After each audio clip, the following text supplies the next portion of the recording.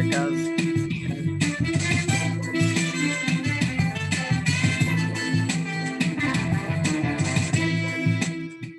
All right, folks, welcome back to the SF Comic Book Company. This is the SF Company Hour. SF Company Hour here, number 46. Yay, very, very exciting. Very almost close to 50, the big 50 show. And coming up on the 1 year anniversary next week. So nice. 1 year anniversary of the channel. So we've lasted a year. All right. Already. Wow. We haven't been That's sued awesome. yet. So that's good. Yeah, so we'll see.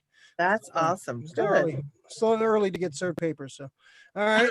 So welcome back, everyone. It's gonna be a fun show today. We got Lady Lori G. Welcome back to the show. Hi. Welcome back. Always good to be here. Well, thank you for lying. Oh. And coming back again, Michelica. Yes. Our rock and roller Michelica. Welcome back. Thank you again.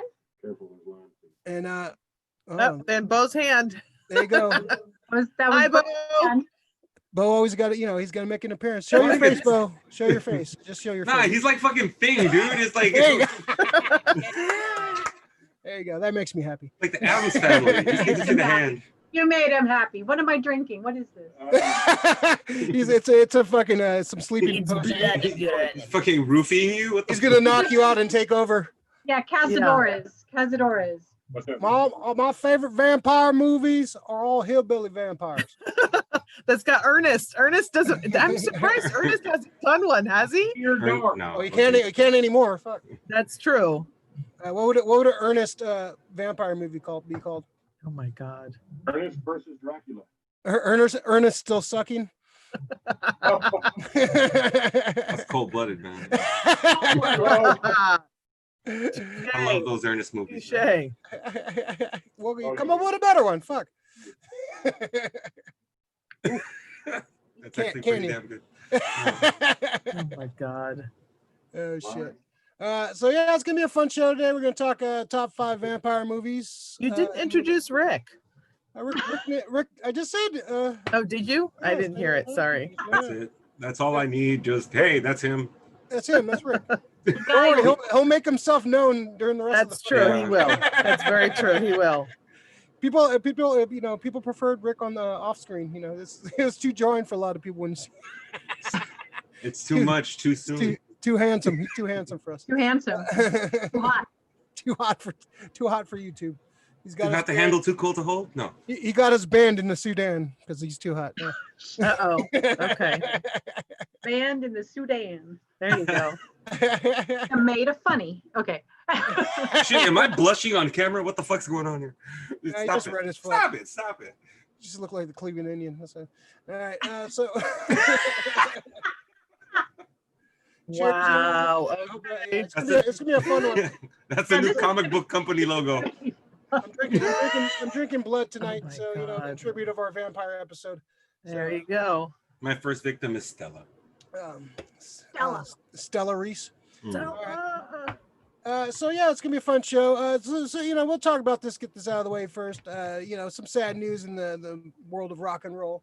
Eddie Van Halen, the great guitarist, but pretty much the man in charge of Van Halen, passed away, age 65. Looks like he was battling cancer. Looks like a lot of people close to him knew this was coming, but the public didn't really have too much idea about it. But he had a contribution to film a lot of films. He did the riff in the beginning of Back to the Future, the Marty riff when he played. Right. So that's part of film history right there, and his Van Halen music has showed up in so many flicks over the years, and so many great films has used Van Halen originals and new old songs. So didn't he also do "Beat It" with Michael Jackson? He was the guitar. He did the guitar. I completely forgot about that until I just read about it. And I'm like, oh yeah, that's right. So opening riff, yeah. So what are your guys' thoughts, and what is your favorite use of a Van Halen song in a movie? Let's start with you, Michelica. What was your favorite use of a Van Halen song? What are your thoughts, Van Halen? Well, I mean, the only thing that comes to mind really is what you just mentioned, the Back to the Future. Yeah. So that's the one. So drink to that. Cheers. Cheers to the future and back. We got to go back.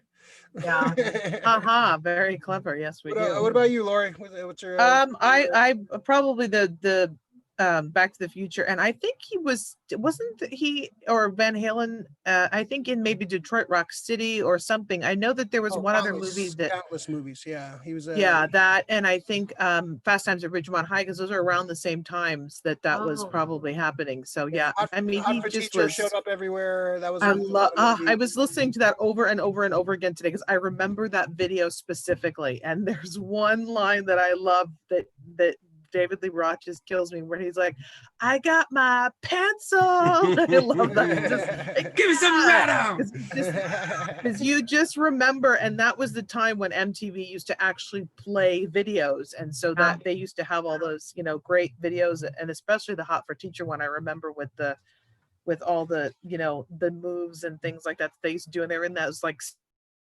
suits and things like that. It was pretty funny. So, but yeah, I love, and I remember hearing that he had cancer. It was just really sad, but may he rest in peace. Him and Prince are probably jamming up there, so we'll see. Yep, jamming and banging all the angel groupies. Yep. Probably. Yeah, man, Valerie Bertinelli, man, that's an all-timer right there. I think probably they helped with the fucking Over the Top soundtrack, Van Halen. So that's right. Okay. Yeah. There's some bangers in that one. Probably my favorite use of a Van Halen song is probably "Jump" in the beginning of Ready Player One. Man, it gets you right in the mood. Yeah. Right in the mood for that movie. It tells you exactly what the error is, and you feel right. Anytime you hear that song, it doesn't matter if it's the future, whatever. You feel like you're back in the '80s. So yeah, "Jump" in Ready Player One was definitely a good one. What about you, Rick? Same. Yeah. That's exactly the same. Like that's why I went and said it first, because I knew Rick was going to say. Yeah. Hey, at least he didn't say Zelda, so there you go. No, that's take a shot every time Rick says Zelda. Yeah. Oh, we'll be drunk by the end of the night. Are you kidding? Please. That's not a game we want to play, guys. Yeah, I gotta work exactly. tomorrow. I'll just say it myself over and over again. No, that's like Ray said. It takes you back instantly if you hear that. Just that opening riff, Once you hear that, it takes you back to the 80s. And I mean, that song, there's very few songs that kind of do that. I Love Rock and Roll, Jump, and Van Halen had a few of them. I mean, they had Panama, they had, Hot for Teacher. We're gonna get copyright infringement. Watch out, Lori. Don't play it, Lori. They're gonna don't block us. Don't block us. Goddamn YouTube. Sorry. I don't know if you know how YouTube works, Lori, but YouTube police, it wasn't long enough. Please don't stop. Was that like less than 5 seconds? Oh, that's true. I forgot. Sorry. I think it's 10 seconds. It's like Lori's last time on the show, so okay, sorry. That's why we made the vampire one. Oh, okay. It's all coming together now. All right. So yeah, then R.I.P. Eddie Van Halen, man, 65. And I guess Johnny Nash, died too. Who's the guy that did I Can See Clearly Now, The Rain Is Gone. Yeah, he just passed away too. He just died too. Yeah. So yeah, Johnny Nash. Kevin Nash's brother, right? No. Yeah. Johnny Cash's black. The guy Oh, who created Nash. Clearly now, the rain. Oh, that's a beautiful It's the song. karaoke episode. It's gonna be right. That's a great song. Right shiny day. Oh well, R.I.P. to him too. Damn. Oh gosh. All right, let's all right. 2020. Let's get all the bad news out of the way in the first couple minutes. So There we Jamie Foxx is coming back to play Electro in. That's bad news, right? It's bad news to me because he was horrible as Electro in that Spider-Man 2 movie, which I don't really hate that much. I think it was like some of the execution in that movie was not good, and some of the writing in that movie was not good. But all the Spider-Man stuff, all the action stuff was really good. But yeah, one of the weaker points of that movie was Jamie Foxx trying to be a Batman villain, trying to be like a Schumacher Batman villain in a Spider-Man movie. That was like one of my issues. Oh, yeah. So I'm not sure what they're doing here. Are they going to like doing a multiverse thing and bringing like characters from all the different franchises in to be like a multiverse Sinister Six? Because they've already brought back J.K. Simmons as J. Jonah, but he doesn't look like he did in the Tobey Maguire. So I don't know. There's been rumors floating around that the other Spider-Men are going to show up, Andrew Garfield and Tobey Maguire. So I have like a little team up at some point. Oh wow. So I'm not really super juiced on this. If it's, if they fix what they did in the last movie, hopefully this will be okay. I'm not the biggest Jamie Foxx fan anyways. But I don't know. Michelle, what do you think of Jamie Foxx coming back as Electro? Well, I did not see Jamie Foxx as Electro in that whatever that other Consider yourself franchise. blessed. Amazing I Spider-Man 2. Yeah, I did not. But then I was looking at, I'm glad I didn't see it because he didn't look very good as Electro. So as far as like, his the CGI and stuff, but you touched upon, bringing in a multiverse, and I don't know, maybe they're going to bring in, remember the blip that they talked about as far as like, change in time and stuff. So maybe they'll have a blip moment and they'll bring some, these other characters, Marvel characters, and maybe hopefully I would like to see the Sinister Six, and I'd like to see Doc Ock come back. That's what I'd like. Alfred Molina, Right. Oh yeah. If they're gonna bring back Jamie Foxx, like why the hell when you bring back Alfred Molina? That'd be awesome. Yeah. Right. I don't even think Electro is he a big enough villain to carry that third movie? I'm not even sure. He's a big villain, but he's not like a major. He's definitely part. You have to team him with somebody. He's not like one of those villains. Like Doc Ock is a villain you can have on his own. Green Goblin. Exactly. No, so you think they're going to team him with somebody else? I think there's gonna be I think there's gonna be multiple villains. I'm not sure if Doctor Strange is gonna deal with the multiverse. So I don't know. Okay. Doing that, are you gonna is Mysterio really dead? Spoilers for right. Far From Home. You could add him into it. You have the Vulture hanging around. You have Scorpion. So you probably do have enough. Shocker. Yeah, you have Shocker. Yeah, it kind of having Shocker in there and Electro is kind of redundant. I know it's like having the same, like he could have him kick. He could kick him out. Yeah, he could kill. I have the real electric powers and just kind of. Yeah, that'd be cool. Yeah, can they bring in like Morbius and the possible Craven? They can do that. I wouldn't want him to bring in Morbius, but yeah. Yeah, they haven't said if those Sony movies are going to cross over yet. So Okay. It's going to be it depends how they do, but I don't see Morbius coming into the MCU. I'm sure Sony wants it because it'll be more for their movies, but I doubt it. I just hope Electro looks better in this production than he did in that other Spider-Man. So. Yeah, and he has said that he's going to have a different look and hopefully a little bit more comic accurate, more I don't know. What do you think of this, Lori? Well, I actually did see that. I think that was the Andrew Garfield Spider-Man, wasn't it? Yeah. And I did see that one. I prefer, like you were saying, Doc Ock to that Jamie Foxx's character. It looked odd. The whole thing just looked a little bit weird to me. But I mean, who knows? If they want to bring it back, we'll see. But I think that it's kind of.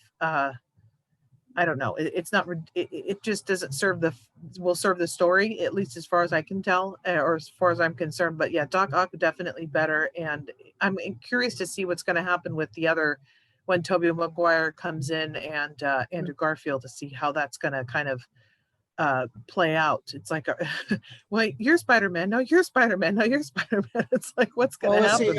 I'll write it right now. Andrew Garfield comes in. He's way too old and way too tall, and then Toby's going to come in and start. And too British. She's going to start crying about Mary Jane. Like, where's Mary? And that's right. And nobody wants to see a crying Tobey Maguire, bro. Yeah. I need MJ. Oh, that meme. That's right. That goes around. That's right. He's acting. He's like, oh man, I hate whiny. Like raspy Peter Parker. Yeah, no. Yeah. Those movies are cool and all, but no, there's some issues with those. And then Zendaya, I guess, is coming back as Mary Jane, which is or MJ. Her name is MJ. That's her right. name's MJ, Michelle. Yeah. Her name is Michelle. That's right. Isn't it Michelle? I think so. Yeah. Yeah. So Michelle, that should be nice. Right off her Emmy win. So good for her. I'm glad that she'll. That's right. She won an Emmy. She'll be back again for that. Nice. So Rick, who would be your perfect Sinister Six? Fuck, man. You're just putting him on the spot today, man. Well, no, you got Doc Ock. You have Green Goblin. Need Doc, yeah. Yeah. I guess you have to have Electro. I mean, I'd probably use the ones from the game. Rhino, Vulture. Would you bring? Was it Paul Giamatti back as Rhino? No.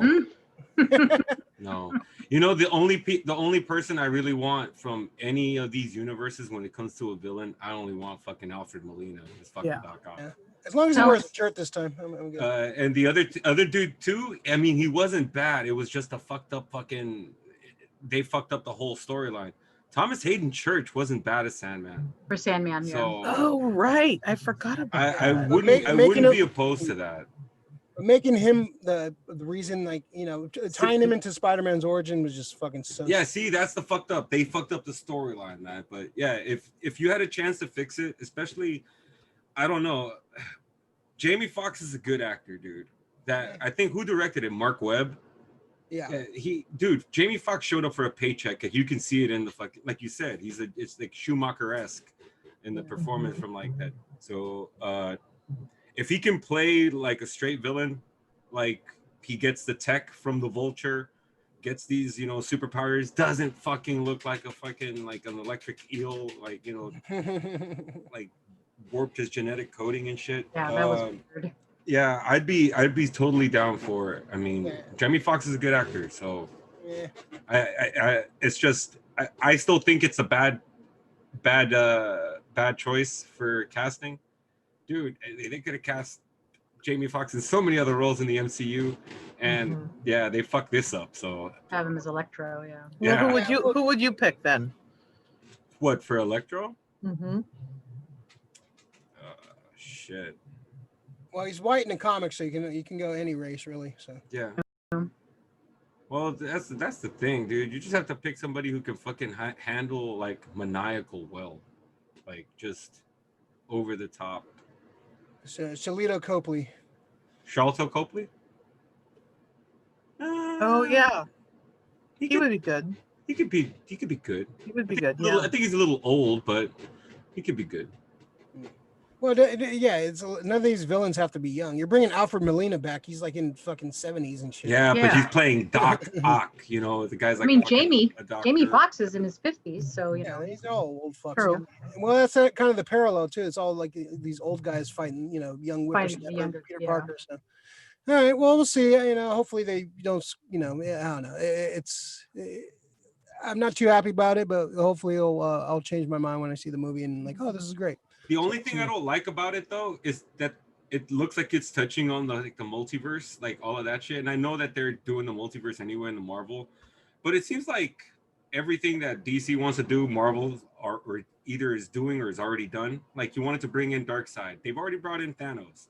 Now, like it's the rumor has been for years, and this is DC's and Warner Brothers' fault for not being able to get Flash off the fucking off the shelf.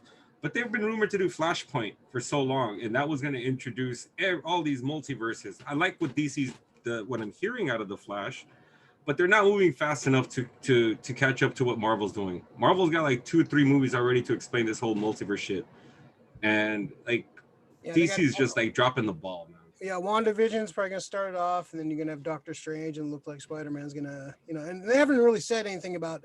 Maybe this is like a contract thing, like when Jamie Foxx signed a multi-deal contract with them to play the Electro at some point. So they're just fulfilling that contract. You never know. Could be some like financial reason for him coming back to play him. Yeah, just like a cameo. Yeah, I don't know. It looks like it's a major role, so we'll see. I don't know. Yeah, you'll definitely hear some more casting coming up in the next few weeks. Okay. All right, so more bad news. Let's get. Oh, this is the bad news section of the fucking of the news. This is all bad news this week. Bad news bears, yeah. Yeah, that's right.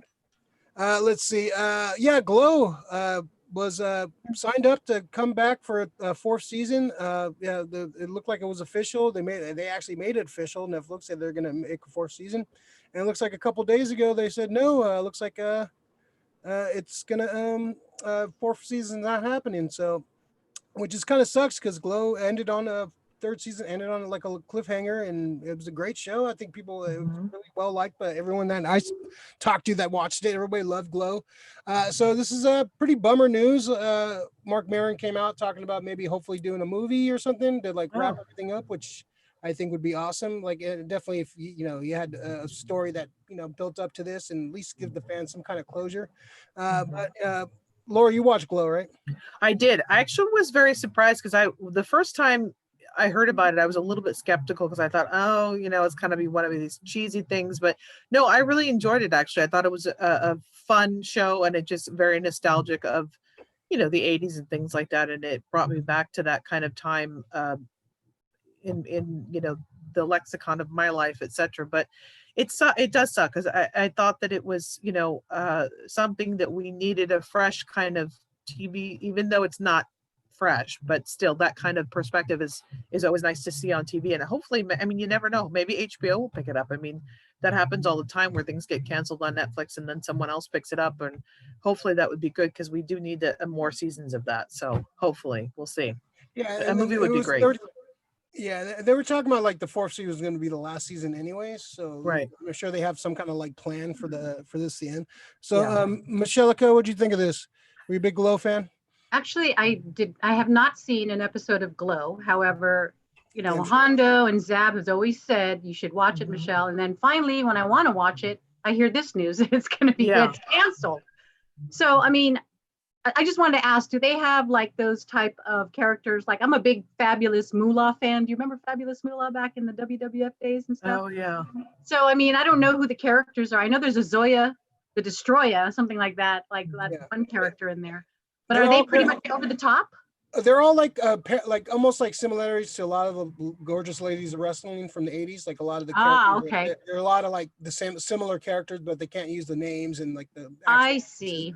So they're kind of like, I don't know, I wouldn't say parodies, but they're definitely like in the same vein of the characters from like the 80s, like a lot of like stereotypical wrestler type characters. But yeah, it's did you watch Gorgeous Ladies wrestling back in the day? No, I didn't growing up, just the WWF. But so you said it ended in a cliffhanger? So the Yeah, kind of a cliffhanger. Like it was definitely like, oh, there's lots more to the story we need to see. So it's definitely yeah. So then you need some perhaps kind of a closure. movie then would close it off then? Something, yeah, because a movie, what, a 2-hour movie? That's like that's like Yeah. 4 episodes right there. So give us the last 4 episodes just so wrap things up, because it was a good show. Like Mark Maron was amazing, Allison Brie was amazing.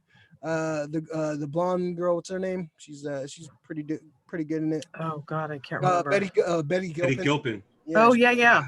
she's really good. And like wrestlers like show up too, like as certain characters, like certain like relatives of characters and stuff. So like wrestlers you probably recognize show up at some point. Yeah, So Brodus Clay, Carlito. didn't Jericho show up at no, not Oh, Jericho. no, it was Chavo Guerrero. Chavo Guerrero, um, cool. Yeah, so it's a bunch of of people, people, you yeah. might recognize. Yeah, it was a fun show, man. So Rick, what'd you think of this, man? Well, I'm super bummed out because I actually watched this show like multiple times. I've seen, I think, seasons 1 through 3 maybe about 4 or 5 times. It's wrestling, so it's fun for me. It's you say wrestling, I'm probably gonna watch it, and it's really easy for me to get into it. And Unless it's WWE. yeah, and it's difficult. But the thing I loved about this show is like, dude, you had so much like young talent and like diverse talent here, and so many fucking just great fucking like women actresses, just getting out there and having like their own show. And not just that, their show was kicking ass. And it's not something that like I read up on it, and it's not something like Netflix would say like they just wanted to cancel it because it's like bullshit. It's COVID again. And I think what they do is they kind of look at these wrestling places like WWE. I know it's a wrestling show, but and they're not actually wrestling, but they're in close contact all the time. And to be that close and have that many people on set, I just thought that they would rather be safe than sorry, and they just shut it down. Yeah. They do owe us a flick. I'm hoping it gets it done. 2 hours, that's about 6 episodes, because I think Glow was like about 24 minutes, 25 minutes an episode. Okay. So yeah, give us about 5 to 6 episodes in a short season and we're good.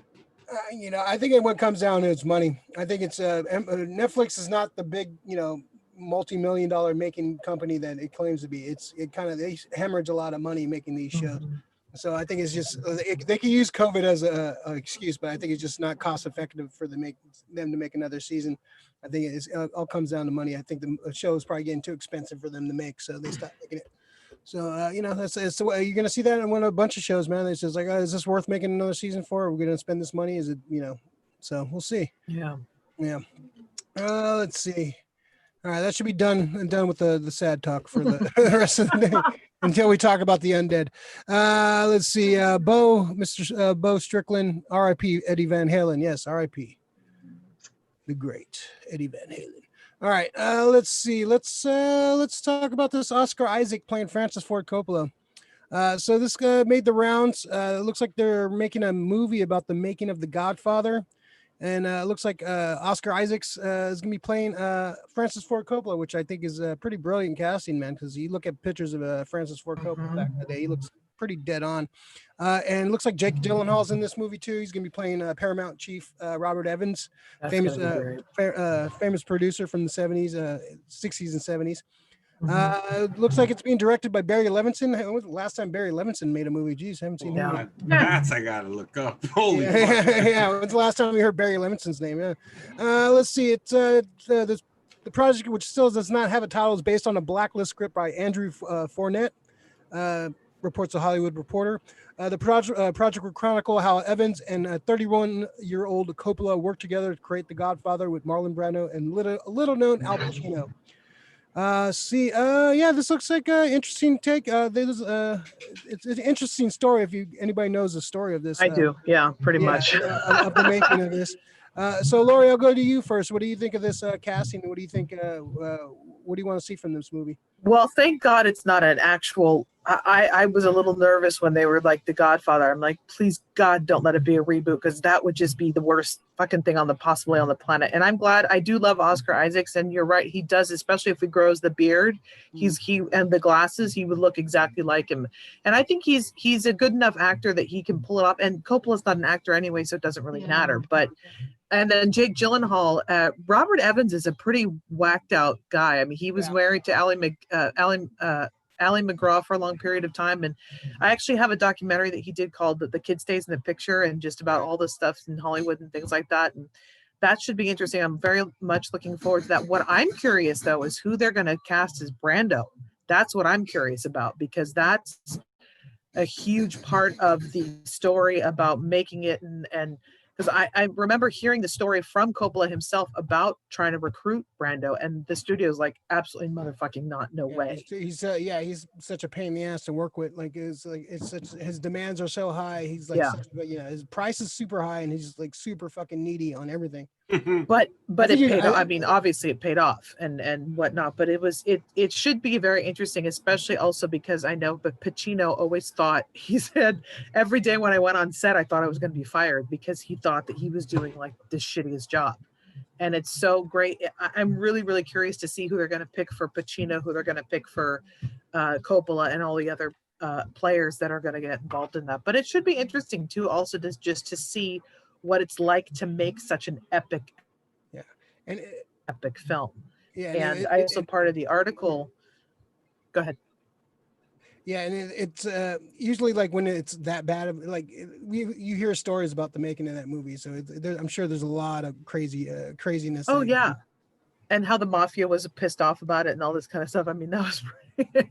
I remember reading the book about it too, the actual Godfather book, which is a great read as well. So I'm looking forward to it. So Michelica, who should play Brando in the making of the Godfather?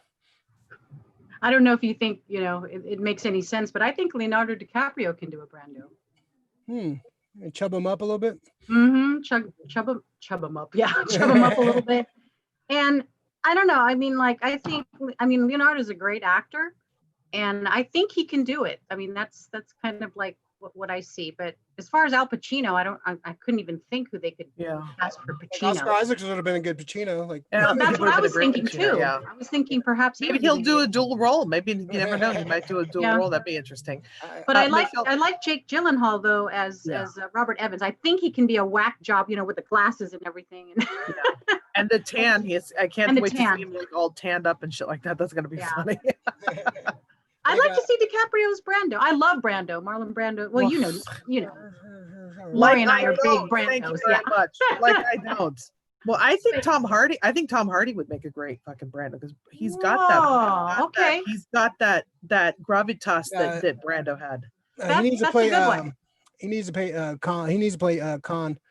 Oh yeah. James Hardy. DiCaprio James would make a Caan? great James Caan. No, think- Tom Hardy is Tom Jim Hardy Khan. would make. Oh yeah, I guess. Would be good in that too. Wow. I mean, that's, they would. That's a pretty yeah, good one. Both of those guys, I think, would be Yeah. great. I think Christian Bale should play Brando. God. Just look at He's a Vice. prima donna. Look at Vice, like how he played fucking Oh yeah. you know, Yeah. Oh well, yeah, he could gain the weight too, and Yeah. Well, yeah, that's a good one too. We'll see. We'll see. Well, It'll be interesting. When is this coming out? I want to see this now. Does anybody know when? This October. It's pushed back to October 1st, 2021. So that'll be 2023. So. Okay. Well, let's see. That would be Rick, good. Rick was the last movie Barry Levinson made.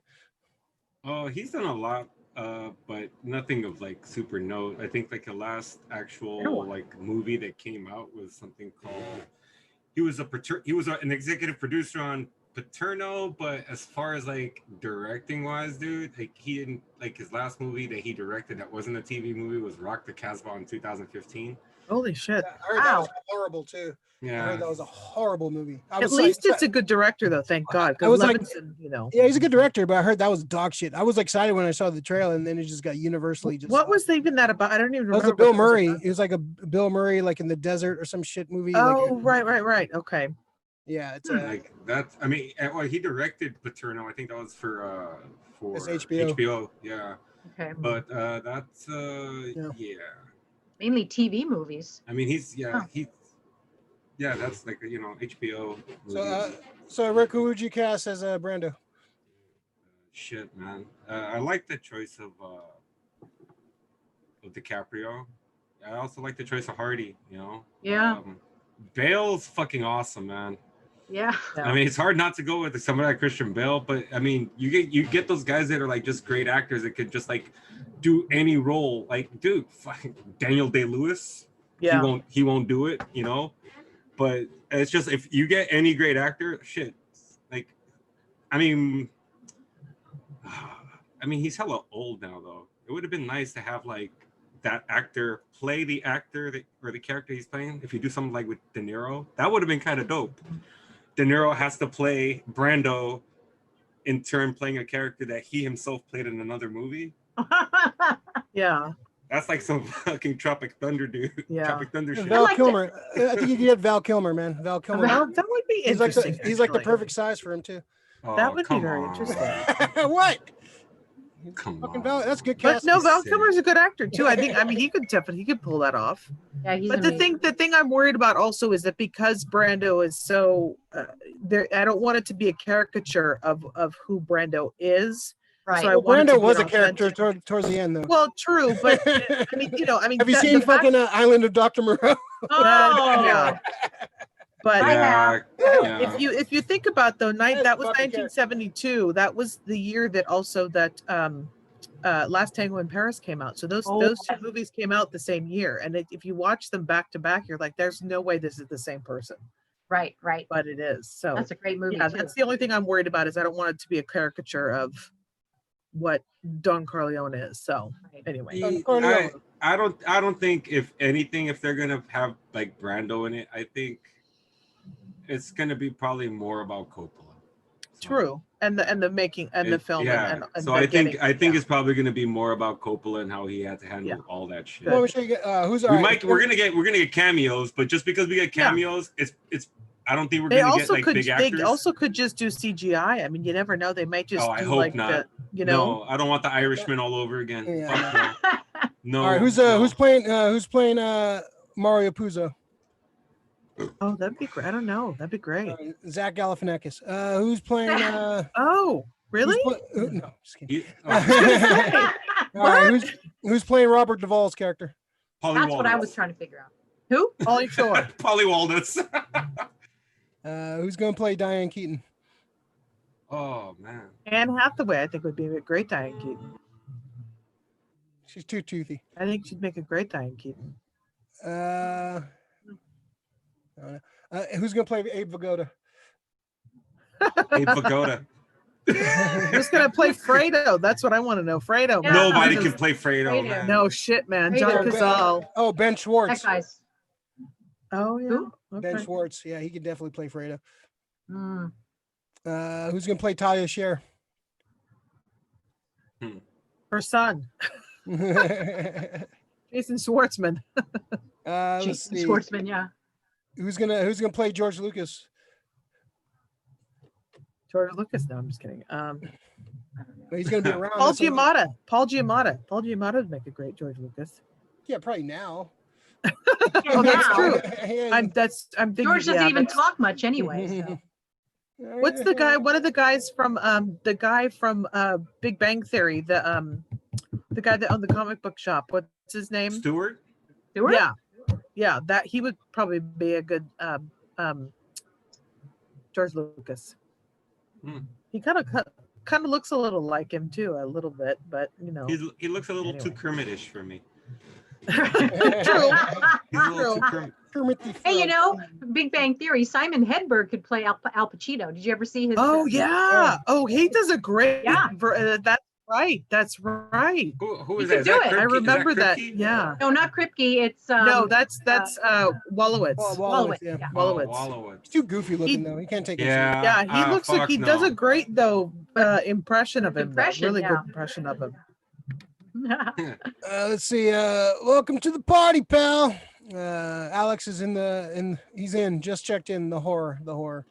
There you go. The horror. The horror. All right. So, one more news before we get into our list. Who are you calling a whore? All of you. Let's see. YouTube whores. Let's see. So we got the Witches is coming back. They're I guess this is a reboot. This is based on the Roald Dahl novel. The movie back in what was it 89, 90? 90, I think. Something like that. 90? Yeah. I think 90s, that was yeah. was it Zemeckis? that Rick drew will that? tell us in just a second. The original one? Yeah. Yeah. That Zemeckis? Yeah. Angelica It Houston. was Nicholas No, Roeg? the original wasn't. I don't think it was Zemeckis that did the original. No, it's Nicholas Roeg. Okay. Yeah, yeah, that's right. Okay. Yeah. I guess he's producing this one. Oh, This was gonna come out in June, but that's not happening. So now it looks like it's gonna be coming to HBO Max on October 22nd. Nice. So there you go. So yeah, you don't have to pay money to see this. I probably wouldn't have paid money to see it. I'm not a big Anne Hathaway fan, but Oh, hater. yeah, just keep it real. Lori, were you a big fan of the original book? I did. I loved the original. I thought it was,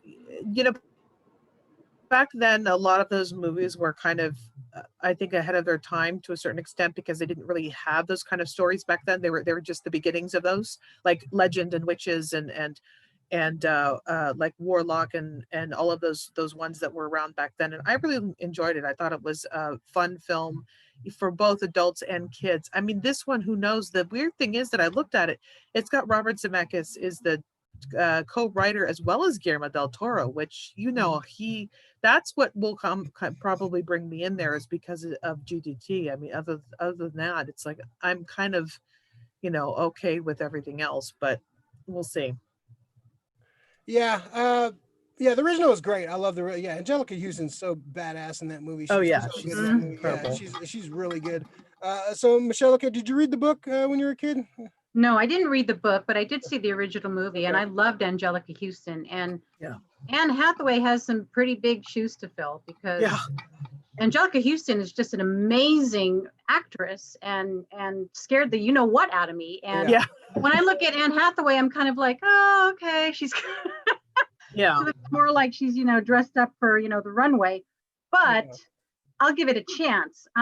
The only thing is, didn't in the original movie they had like Jim Henson, like puppetry and Yeah. costumes and things, so it's very Yeah. as far as like these special effects were man-made, but then in this movie I'm sure it's going to be CG'd all over the Yeah. place. It looks like the especially mice mice. are very the Mises. CGI.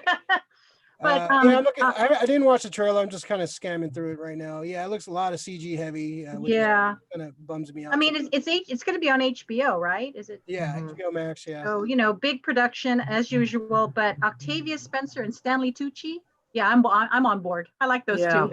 Yeah. Yeah, So Stanley Kubrick I'll movie. watch it. Yeah. Yeah, I'll check it out. I'm looking at it right now. It looks all right. Yeah, it's not gonna definitely. It's probably for just a newer generation who wasn't obviously around back then, so or who Yeah. didn't read the book. I forgot Right. which one. Roald Dahl didn't like this version, the original version. So yeah. Oh, usually interesting. Usually writers don't like their shit. Oh, I might think of the Chocolate Factory. He might be the Chocolate Factory. I think it was the Chocolate Factory. It might have been. Yeah, he like hated that version. But this is it's a free movie on HBO if you have HBO already. Rick, what do you Why think of not? this one? Well, I've read the book many times. I read almost all of Roald Dahl's books growing up, and I've read them multiple times. Well, that's why you had the Pursuit of the Giant Peach all those years, right? Don't tell. We promised we weren't going to talk about that shit, bro. That's not cool. So the first thing, it just stands out to me that they're adding. It's a trio now, and this is something that they're doing with a lot of young adult kid stuff. It's always two guys and a girl in the pizza or place, a guy and two girls. But it's just like this movie was kind of about, and it's very minor, and I get it. So I'll be on board. I'm on board with it, but I'm just going through the minor changes, especially shit like CGI and taking away something so precious to me as my fucking Jim Henson puppets. Fuck you guys for that one. I do like that it's in America. I want to see what American witches are gonna be like. I hope it does deviate from the book a bit more now, because if what we were privy to when we watched that 1990 version was the British witches or all the witches that are in Europe. Yeah. And the one thing I do like about the Anne Hathaway, as much as I love Angelica Houston's beautiful as hell, but Anne Hathaway coming in looking as the Grand High Witch, you're right. She's supposed to be hot shit. It's supposed to be the most hottest fucking woman in the room, but the most dangerous one too. They usually are, man. They usually are. Yeah, so that's the whole thing about with the Grand High Witch, and I definitely want to. Chris Rock's narrating this. Yeah. As as little as the boy. Yeah. That's interesting. So I think Bruno is the. I want to say Bruno's the narrator. Like chocolate. It's the little boy though. I think Boy, it's not. No, it's like he's talking about his adventure because I think the boy's name is Luke. I'm not sure if they're gonna because they don't have him as the boy. Oh no, they don't have Is him it? I don't know. No, they just they're call gonna him call boy. They call him the boy. They just call him boy. Yeah. I'm looking at it now. Chubby boy. Maybe that's probably not a good idea to do that. That's guys. what it has on IMDb. Well, you have to. But I mean the racial connotations to that is like. But I know a lot of grandmothers that call their grandchildren like, boy, come over here. So that's fine within the family, but to do it as a character is totally different. I don't think they're gonna call him boy though. Well, hopefully not. Hey, you! They're gonna do that a lot, Hopefully not. Yeah, if they do that right now, this is the most racially insensitive film that's going no to kidding. kids. So Thank God. I doubt they're gonna do that. Hopefully not. Yeah. Now I really want to see this. Yeah, it's coming out in a couple weeks, so that's cool. It's cool. Like We'll see. Just in time for Halloween. It looks all right. I just glimpsed at the trailer, so it looks all right. I'm down with it. Let's see. My favorite part of that original one was his little setup. He had like the Ghostbusters firehouse when he was a mouse. Oh, when he was still a mouse at the end. Yeah, he had like the cool little setup around his room. I was like, man, I want to be a mouse. I could have so cool. He's all piloting that Lego machine going through the whole pretty house. Cool, right? Yeah, I love those kind of things. Let's see. Alex Paul Giamatti, a slightly younger George Lucas, like 2015 George Lucas. Damn, like Alex throwing fire in the chat. Oh, jeez. Just comes in late and just starts fires, man. All right. That's Alex. That's Alex. That's our Alex. Dr. Omnibus. All right. So if you're watching right now, hit the like button, subscribe to the channel. If you haven't subscribed to the channel, please. Thank you. And Michelle, okay, you got your little your YouTube starting, right? How's that going? It's not so easy, is it? Huh? It's not easy because honestly, I am so busy with COVID. I can't even explain to you what I do. It's like, is that the man you're cheating on with Bo? Mr. COVID. That's their safe word. That's their safe That's word. creepy. Oh my God. This time I'll get to wear the mask. Dang. Wow. Oh my God. That was good. That was oh, shit. Cracking me up. Now I'm blushing. Right? Now what were you talking about again? Oh my God. All right. All right. So on that note, so we're gonna. All right. Now we're loose. Now we're Oh, ready. we All love right. you, Bo. We love you. She doesn't speak for all of us. Oh God. Oh love shit. you. I love you too, Ray. I love you too, Ray. Oh God. All right. So we're gonna do our top 5 vampire movies, vampire flicks. So this, I knew it's gonna be a difficult list for a couple of people here. Yeah. I didn't actually pull the ones that I have, but I just wrote them down. So There you go, sorry. that's fine. And I just wrote them down also. I pulled it. I'm a professional. Let's see. That came out weird. So anyways, top 5 favorite vampire flicks. We'll do one honorable mention off top, so everybody go through your honorable mention, and then we'll go through our top 5. You can put them in any order you want. If you want to do it a proper top 5, or just throw them all 5 out there. One at a time. Let's see. All right, so let's see. Let's go. Oh, Shannon. Hi, Shannon. Hi. Oh, hey. Yeah. Hi. How you doing? She came in just for the vampire flicks. Alex, course she did. Bo's like, talk Don bag. I mean, dirty to me. Wow. Oh my God. Wow. Okay. What is up with Alex just picking on Bo right now? Oh no, man. He feels. Hey, Alex, what are you drinking? He feels left He's out. not even here. Aw. Oh my God. That makes it Alex, more you fun. bring it Downstairs. here. I'm picking on your ass next time the whole time. We'll save that for next week. Oh, God. Shannon, vampires. Yes. Vampires brings all the ladies to the yard. All Yes, right. it So our top 5 vampire movies. We're going to do honorable mention. Let's go Michelle. Actually, let's go Lori, Michelle, does. me, and Rick. Fuck, man. All right. So Lori, first honorable mention. First honorable mention, I would have to say Only honorable is, mention, I guess. or own. Oh, okay. Thanks. I'm gonna have to go through my list now. We can talk about some more after the fact, but I would say Fright Night is one of my honorable mentions because I that's one of the original, of course, Fright Night, which is Roddy McDowell. I think is still one of the best Peter Vincents around. It was such a great movie, and Chris Sarandon, and just yeah.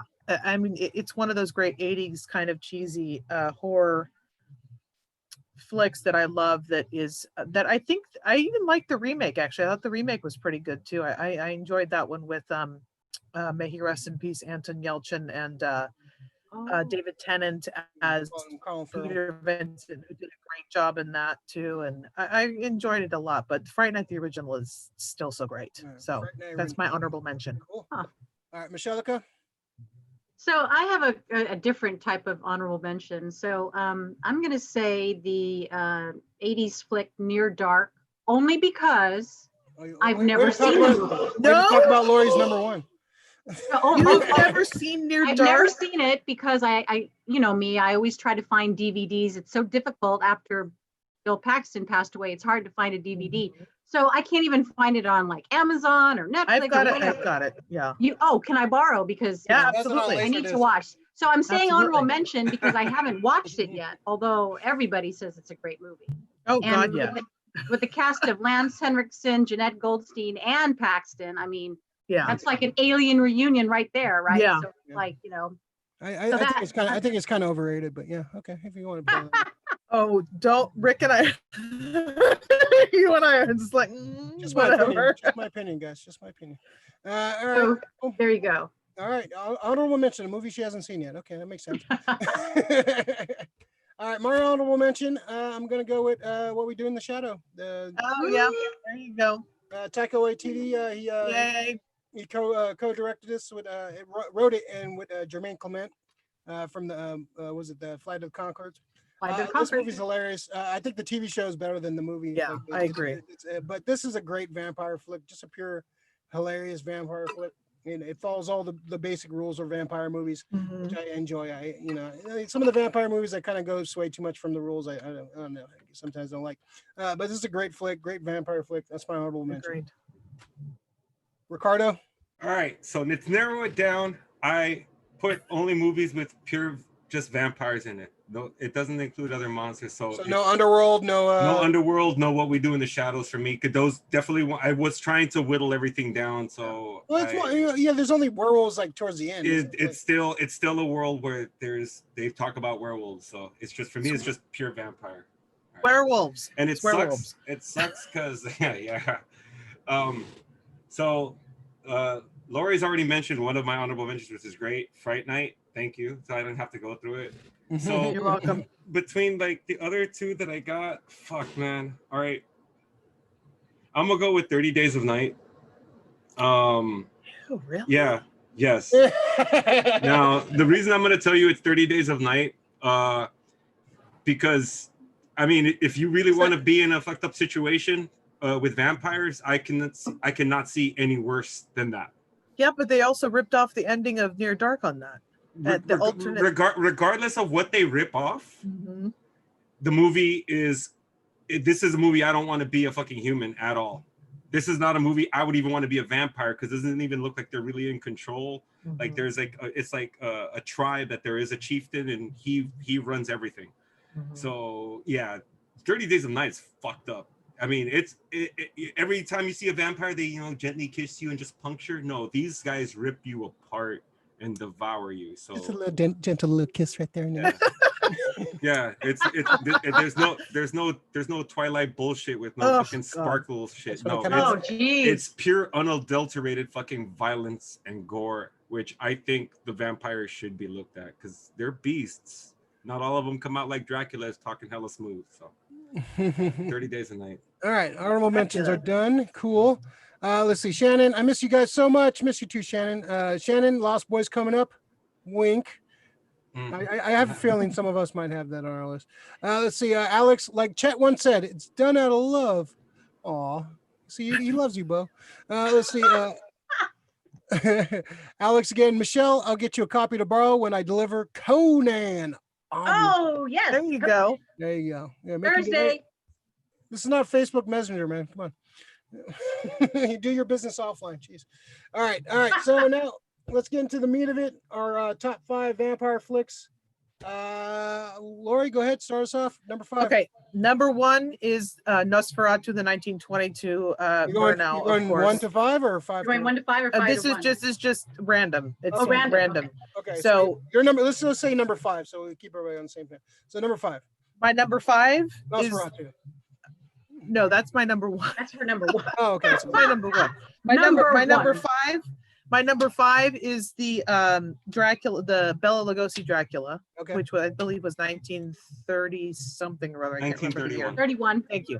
That one is, I mean, that's the quintessential one to me, aside from the 22. But that's what established Dracula in Hollywood, in the folklore, as far as kind of legend goes. And Lugosi was just so charismatic and mysterious, and Hungarian was very close to, obviously, where Dracula was from, the real Dracula, etc., that kind of Pennsylvania, thing. So, right? That's my number 5. All right, cool. And it's part of the Universal Monsters. Awesome. Are we? Oh, I'm going by list. Michelle, what's your number? What's your number 5?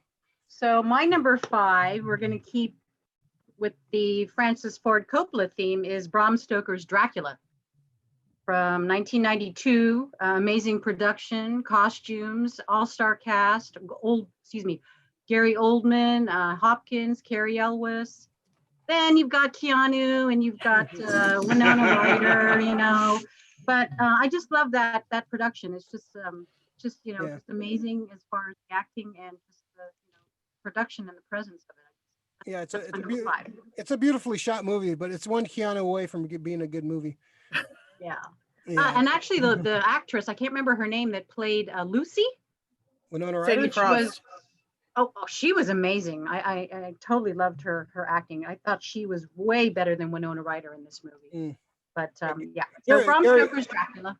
Gary Oldman's amazing. He's fucking really Oh, good. he was so fucking good. Yeah, Oh he my was God. that movie. And yeah. Anthony Hopkins is Van Helsing too. Van Was so Helsing. great in that too. He was just such a whack job in that. Tom Waits is Renfield. Oh hell yeah, Yes. as Renfield. Thank That's you. right. Yeah. Thank you. I almost forgot him. Yes. Yeah. Yep. All right. That's my number 5. My number 5 is the great cinematic classic Wesley Snipes' Blade. Oh yeah, yeah. Yeah, this is a great flick. It's not a traditional vampire flick, but it's an action vampire flick. It's follows most of the rules. It's a badass action flick. Great kill scenes, great vampire scenes. They do cool shit with vampirism that I haven't seen before in a movie. I just thought it was a fun flick. That's the original, right? The first one, yeah. A lot of people love the second one more. It's Guillermo del Toro on the second one, but this one's Stephen Norrington. I like this one. I prefer this one. I think the villain's better in this one, anyways. Yeah. This is my top 5. Like I said, I'm not the biggest vampire guy, but yeah, I love Blade the vampire. Great flick, great vampire flick in my opinion. Well, plus you have the fact that he's a daywalker too, which kind of makes it gives it that extra element to it. So yeah, it's a fun flick. I like how they kind of play with the vampire tropes and get closer to the Wi-Fi, Wesley. Closer to the Wi-Fi. Oh my God, what we do in the shadows. I love it. Okay. Okay, number 5. Number 5 is Near Dark. So yeah, Near Dark. The overrated Near Dark. Okay, cool. No, yeah. Well, you say don't listen to him, Michelle. Don't listen to him. No, he. I mean, I understand what a lot of people's overrated thing. They want to see fangs. They want to see the more traditional vampire in the sense of vampires. But I mean, this is a vampire movie nonetheless. What I like about it, it's that backward, back alley town that's in the middle of nowhere between 90 miles to the next town, and it just happens there. It just happens in these small little communities where these drifters just go off picking people one by one.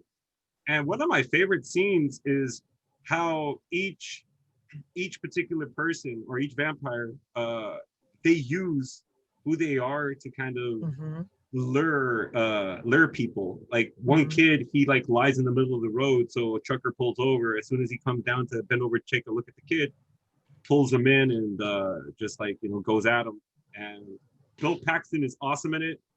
Nobody could say any different when it comes to that. And Catherine Bigelow, girl, James, who was it? James Cameron. They shared a lot of the same actors, and it's great. Lance Henriksen, Jeanette Goldstein, Bill Paxton, a very young Adrian Pasdar, which is awesome. You had Tim Thomerson in it.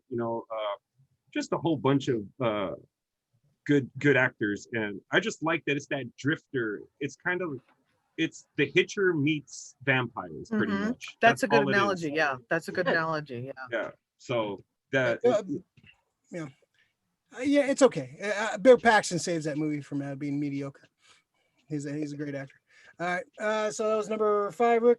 Number 5. All right. Lori, number 4. Interview with a Vampire for me. Interview with a Vampire. Oh, okay. Yeah. I thought it was when I first saw it. I was skeptical first of all when I heard Tom Cruise was going to be Lestat, and I'm like, what the fuck? Because you think Top Gun, you think everything else, but he did a really good job. I thought he pulled it off extremely well. Brad Pitt was great in it. Antonio Banderas was great in it, and everybody was really well done. I love, of course, the costumes. I mean, the fact that it's such a costume drama is so great. And Christian Slater, I love that he because he got cast after River Phoenix died, because River Phoenix was supposed to be that character, right? And he gave his salary, I think, to a charity, one of River's favorite charities as well. So, and of course, it's filmed or part of it's talked about in San Francisco, which makes it even better as well. And it's just so traditional. There's a lot of, and then Kirsten Dunst was so great in that when she was a kid. I mean, just that whole you know, the scenes that she's in and trying to seduce her, you know, her surrogate fathers and all of this stuff. It's just, I think it's one of my favorites, period piece vampire films, of course. And yeah, it's just really well done. And I thought Tom Cruise did a great job. So that's my number 4. All right, number 4. All right, cool. Go, Michelle, what you got? Number 4. So actually, my number 4 is, I think your number 5, Blade. My number 4 is your number 5. The first version, the first Blade, 1998. And I mean, basically, it's great because, you know, you pulled in a Marvel character, and like Lori said, it's a daywalker, you know, half human, half vampire, with all the great weapons. And I really like the Whistler character because he's kind of like, you know, Blade's Q, you know what I mean? Mm-hmm. Where he had all the cool gadgets and stuff like that. So yeah, that's my number 4, and that's like the original Blade. Yeah, it's good. It's good. Chris Christopherson, yeah, he's great in that role. Yeah. Oh yeah, that's right. Mm-hmm. Just that opening scene, the Brave scene is just great, man. Just him just taking out vampires, you know, just great. Yeah, I love that scene so much. I forget, is Stephen Dorff in the first one or the second one? First one. First one. That's right. Yeah, I thought he was a great villain. That's why I prefer. He was great. Yeah, he was absolutely. All right, let's see. Who's that? Oh, it's me. My number 4. Lori said the 80s remake on her honorable mention. I'm gonna say the remake. Oh, that's my number 4. Elton Yochin, Colin Farrell. I thought this was a great remake. I love the original. Colin Farrell was in that too. Yeah, that's right. I thought the original is great. I love the original, but I like this one a lot more. Yeah. I like Elton Yochin is just a great. I think he's a better main character than the original kid. Well shot. This is a great movie, man. I really dug this movie a lot. And I got to rewatch it. David Tennant is so good in this too. So he stole the whole movie. Yeah, Stole the whole movie. Mick Lovin's in it. His character is great. Like So can you tell me who plays who in the movie, in the remake? Like who does Colin play? Colin Farrell plays Jerry Dandridge. Oh, he's Dandridge. Okay, and then Tennant is Peter Vincent. Is the Brian McDowell's character? Okay, in the original. and then Anton Yelchin is Charlie. Charlie. And he's really good. Okay, I'll see that. Christopher Mintz-Plasse is it's definitely one of the remakes. That doesn't suck. Yeah. Well, it does, but then it doesn't. Never mind. No pun intended. Pun intended. Exactly. Ricky, number 4. All right, my number 4 is 1979, Salem's Lot. I know it's. That's right. I completely forgot about that. It got a theatrical release, right? So, and the one thing about that movie, it's those. Oh, I didn't think of it right. It's the imagery that pops out from this movie. It's scary. A kid scratching, especially if it's not just a kid, but it's your friend that's scratching at your window. They're telling you to open the door to let him in. Then the vampires looked actually pretty scary. And then when the master finally gets revealed at the end, it's it's super scary. I mean, kid gets to see his parents get fucked up. No spoilers. It's 1979. You got to jump on board. I forgot about that. That's right. Yeah, that's right. David Soul, and the best part about this movie to me, I fucking was terrified of him, and he wasn't even a vampire in the movie. Was James Mason. James Mason is a very imposing figure as Straker, and he's just talking about his friend Barlow in the most calm voice, and it just fucking just sets you off that there's. It's the evil English villain. Yeah, you know? He's a brilliant actor too. And he's fucking amazing. He's like the fact that they got James Mason to do that shit was like just amazing. So yeah, Salem's Lot, definitely on that. I completely forgot about that. That's a good one. That's directed by Tobe Hooper. Tobe Hooper, the great Tobe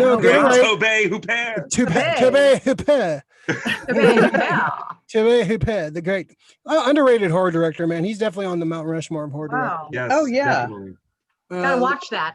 Gotta watch it. Yeah, that's on the watch list. If you guys haven't seen Salem's Lot, definitely. I forgot about that. I'm gonna add that to my list. It's been a while since I've seen that. Supposed to be remaking that too. That's supposed to a remake of that. It's supposed to be coming out soon too. Let's see. Shannon, who invited the guy who brought up Twilight?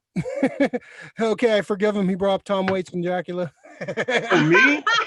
Oh, wrong person to think I'm a Twilight fucking Yeah. Oh, Twilight. God, no, none of He us was doing are. it ironically, even though he does sparkle. No, Yeah, I've never seen that movie, nor will I ever watch that movie. he's a cross between Pattinson and the other kid. Yeah, he's like a werewolf Dracula hybrid. Taylor Lautner, whatever his name is. Yeah, I should have been in Underworld. Alex. Alex, yes, Shannon, thank you for bringing up Tom Waits.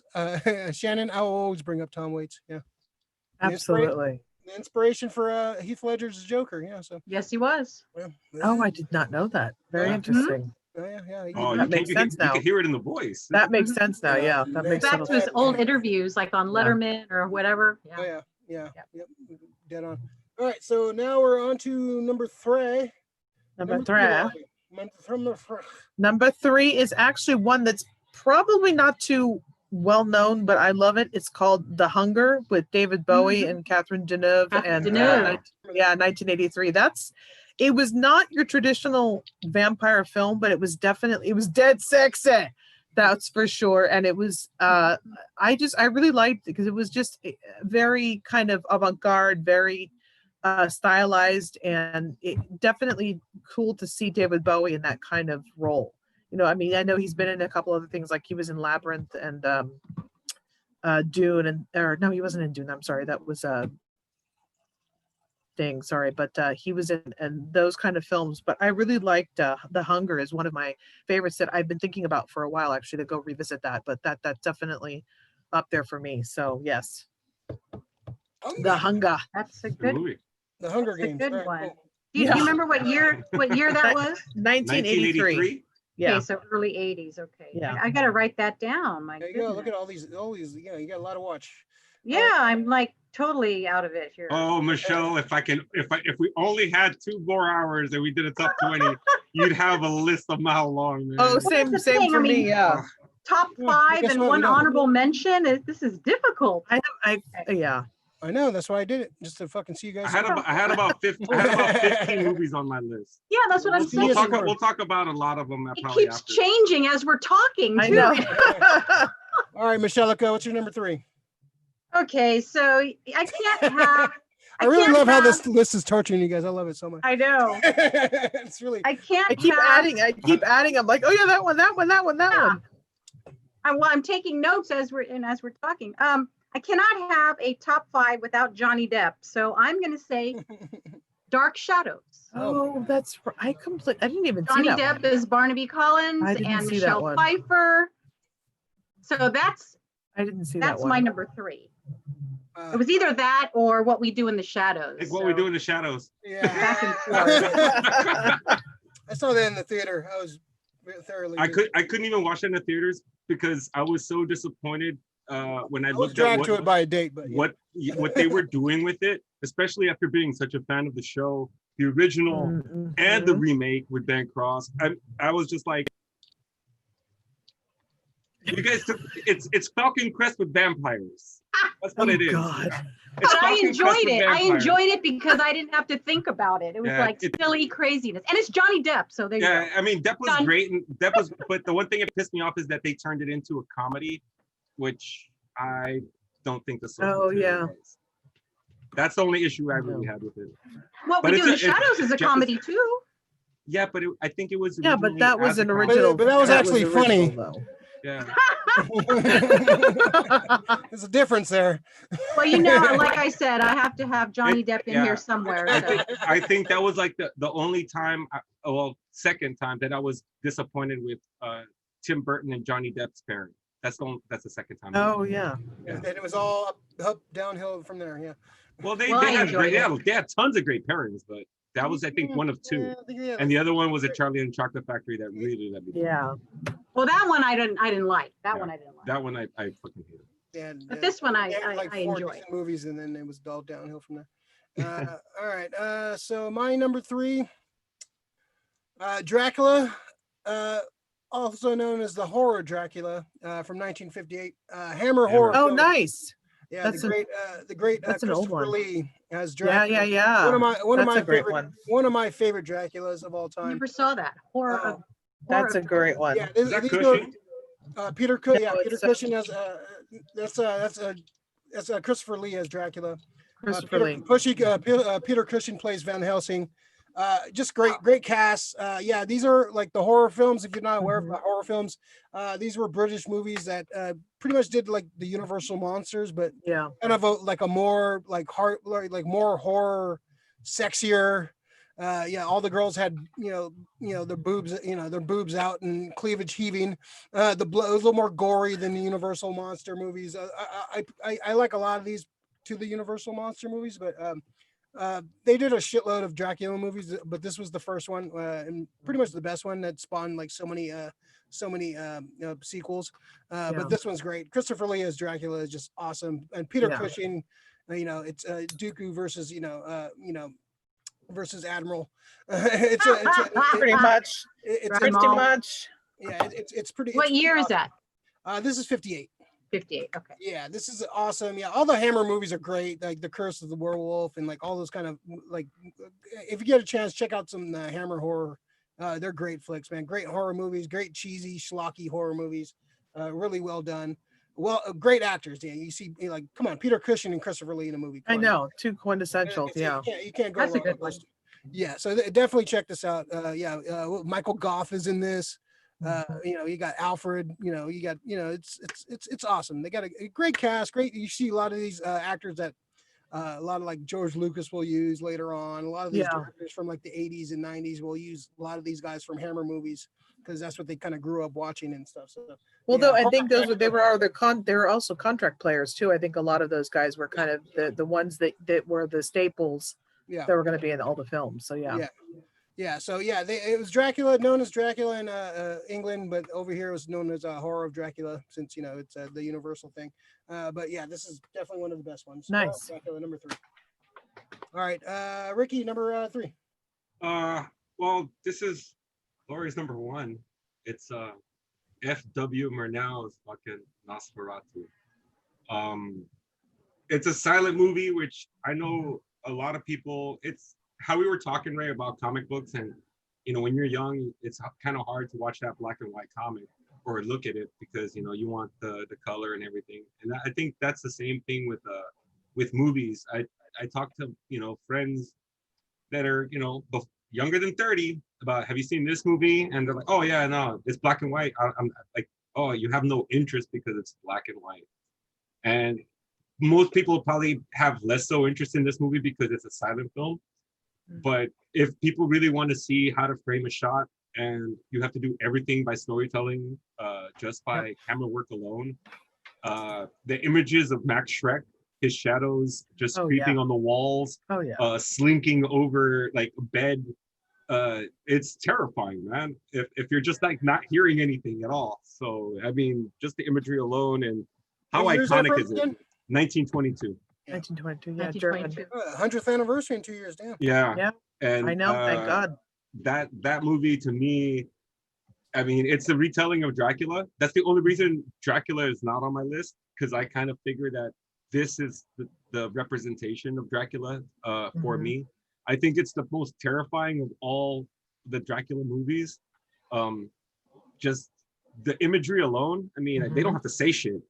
That image of Max Schreck just walking up and you just see the hand curl, the clawed hand. Yeah. That image is like burned into your memory. And nothing, I don't think any other movie has had that kind of imagery like burned, other than like The Exorcist with the head turning around, or maybe about like the other movies that we're going to talk about a little later. But yeah, I would say Murnau. And plus, on the side note, if anybody, if they like the Nosferatu, check out Shadow of the Vampire with John Malkovich and Willem Dafoe.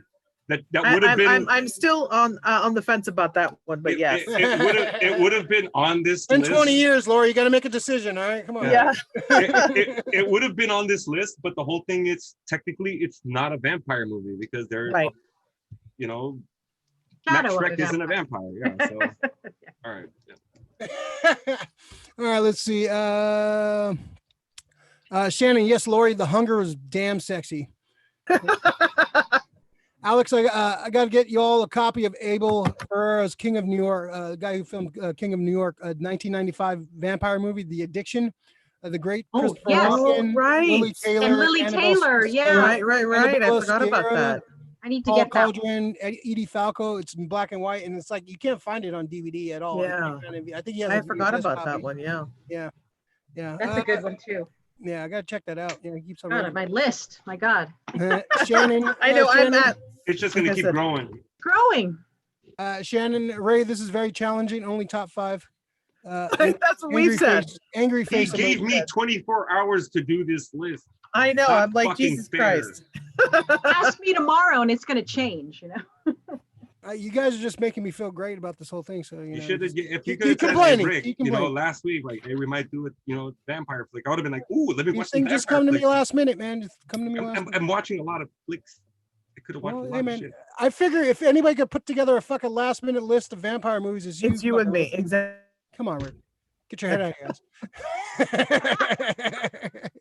ass. Sharon, The Addiction is great. Yeah, I gotta watch that, man. Fuck. Gotta watch It's been that. a Yeah. while since I've seen that too. That's right. I forgot about that one too. All right, let's see. All right, so now we're up to number 2, The Deuce. Lori, number 2. Near Dark. Near Dark is my number 2. I can't. I mean, it's such a cult classic and cult and status, and the fact that. And Michelle, I'm going to give you a tiny bit of a spoiler here, but the word vampire is never uttered at all in the entire film, and it's just such a, like Rick said, you know, I mean, Bill Paxton was so good in this movie. I mean, he was just, and you know, may he rest in peace. And there's one scene in particular that I'm not going to tell you which one it is, but you'll know when you see it which one it is. It's definitely finger licking good, I tell you. Yeah, exactly. Yes, it is. What? But, Chicken? you'll get it when you see it. You'll get it when you see it. But it's the cult classic, and it's like you said, the small town. It's kind of like those, they pick people who won't be missed type of thing, like they're you know, the drifters, etc. But yeah, Lance Henriksen and his story, what he tells about how he became a vampire and how old he is and all of that stuff. That's a great story. And that's so great too. And the fact that they are there is that crossover from Aliens and what's his name too? The kid, is it Jason? What's the kid in there too? Who's oh God, the little guy. Yeah. The guy who plays Homer. Yeah. Oh my God. He's I mean, he's great in it too. And the fact that he's, you know, supposedly the oldest one, and Joshua John Miller. Yeah, and who's actually Taylor Thomas? What? Who's Joshua think John related, Miller. Okay. Who I think is actually related to Jason Patrick. I think that's his like half brother or something weird. Anyway, but which again, 6 degrees of separation, Lost Boys. Anyway, but yeah, Near Dark is just it. Yeah, I mean, Michelle, when you see it, we have to talk about it because it's just one of those cult movies that is so good, and it's you know, it should be watched every Halloween. I think definitely. And the ending, especially, like I said, the 30 Days of Night ripped off of that ending. Damn it. I don't remember seeing 30 Days of Night. No. See, this is crazy. I'm on Amazon right now, and somebody's selling Near Dark for $75. Well, that's what I mean. That's why, because it's a cult classic. It's out of print. Yeah. And the one thing I'm glad that Lori used that term, cult classic, because that applies to tons of movies. Because I know me myself, I'm not a huge fan of like Rocky Horror. I think it's great and it's cool, but I just don't understand like the super crazy fandom about it. People just, I think it's just dudes that want to dress up in fishnets. No, but it's just I think so too. I think that's just it. But it's just a whole cult thing. Like same thing. Like me, I'm a huge fan of like Attack of the Killer Tomatoes. I've showed that movie to somebody and they're like, "You like this shit?" I'm like, "Fuck yeah, this movie's fucking amazing, dude." Hell yeah. Tell me sorry, Rick. Fun as shit. You know? You like this? Yeah. But that's the whole thing I've with been it. saying When it that comes to Rick for cults. 20 years. Yeah. Not cool. It's a lot of hate going on. Can we use a little less hate in the world? All right, so my number 2. Damn it. All right. Number 2. See, my number 1 is too obvious. I was going to switch it. And he's switching, see? I kind of want to switch it. But no, fuck it. I'll go with the obvious number one. All right, so my number two. I love this movie so much. The dialogue, the action, Wow. the vampire. It would have been that was another honorable mention. God damn it. Yeah. Same thing. From Dusk Till That's Dawn. my Oh honorable. no, not that. Oh, sorry. I thought that was something Whoa, else. relax. Oh no, Whoa, not that. I love this What do movie. you think it was, Lori? I thought it was Lost Boys. I was gonna say. Yeah, From Dusk Till Dawn. It's a slow burn, movie. It doesn't really start getting all actiony and vampire-y towards in the last like 40 minutes. But when it does, man, just them trapped in a bar, just killing vampires, the action is great. The vampire kills are great. And one of the sexiest vampires on screen, Tom Savini, Sex Machine. Also Salma Hayek. Also Salma Hayek doing that dance on that's when I became a man after that, watching that scene. This movie, the dialogue is great. Yeah, written by Quentin Tarantino, directed by Robert Rodriguez, George Clooney, Harvey Keitel. Tarantino's great in this too. You got Cheech Marin playing multiple roles. I just love the vampire stuff in this. It's cheesy, it's schlocky, it's very B movie-ish, but it's definitely a fun vampire flick. It's my second. This almost made my number one, but number one's pretty obvious. I can't argue with that number one. From Dusk Till Dawn, man, my second favorite vampire flick. Glad that you had that on there, man. I so wanted to put that on there, like so forgot fucking about bad. it, didn't you? You forgot. No, it's on my list. I'm looking at it right now. Like I said, it should have been like a top 10. Yeah. The one thing I love about that movie is that the vampires didn't look uniform. Some looked a certain way, others looked another way. I mean, there was like, I think in the deleted scenes, one of the vampires' stomach opened up and like ate somebody.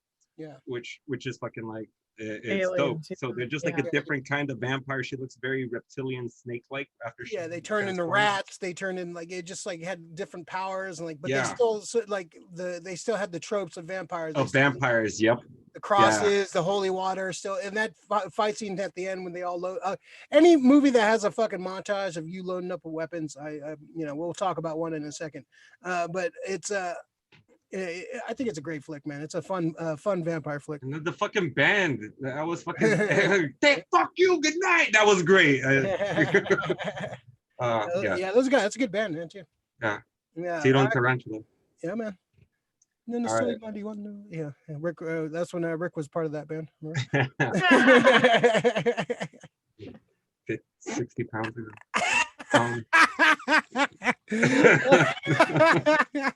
All right, Rick, you're number two. Number two. So it was fucking definitely hard because I had to watch these two movies today just to figure out where I was gonna put them on the list.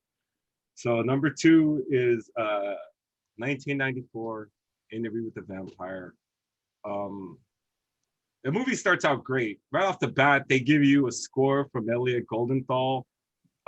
It sets the tone. It sounds very somber and fucking sad. You have to fucking sit through fucking Louis' whiny bullshit most of this fucking movie. Which is great because I mean Louis is a whiner and Brad Pitt played him to fucking perfection. Yeah. And I know all the bullshit that went around with Tom Cruise about him with the stat. And like the only person, he didn't have to like appease the fans as much. He had to appease Anne Rice. And Anne Rice was fucking pissed when they fucking first cast him. Yeah. He's too apple pie. He's too American, right. Boy next door. And then when like she saw his audition tape and he like dressed like in full regalia, dude, like she was like, fuck yes, let's do this. So let me give nods to fucking Stan Winston for the special effects. Absolutely. Yeah. The Stan Winston's worked on so much good stuff, and he finally gave us like a different take on the vampires. Pretty much kind of took their cues of what they should look like from one film after this. They took a lot of pointers on how they should do vampires, but Winston went with the multiple fang, which was fucking brand new. Really hasn't been like looked at in like a vampire movie, like a 3 fang system. Neil Jordan directed, awesome, did the Crying Game. You could tell like, the color palette and the hues when he shot this just really took it. And the period piece, like Lori said, Sandy Powell did the costuming on this movie. and she's done like Wolf of Wall Street. She's done Hugo, Shutter Island, The Departed, Gangs of New York. I mean, the lady knows costuming, and the costuming in this movie stands out because it goes through the years. You mean cosplaying? No, no, costuming. Oh, costuming. Costuming. Wardrobe. Costuming, wardrobe. But yeah, so it's just like Ray, we were talking about you know, like unsung heroes after I think, what was his name? Ron was it Barr? Not Ron Barr. Ron Pope, what was his name? Like I was butchering it. But after he passed, it's just like, you know, it's like we can't take for granted all these little jobs that are done in Hollywood to make like a movie, and especially like Interview with the Vampire. It's just like a period piece. It's like grandiose in certain like shots. Stephen Ray, Antonio Banderas, when they're like in France, like everything is just dope. When they're in New Orleans, the sets, all the actors, amazing. Number 2.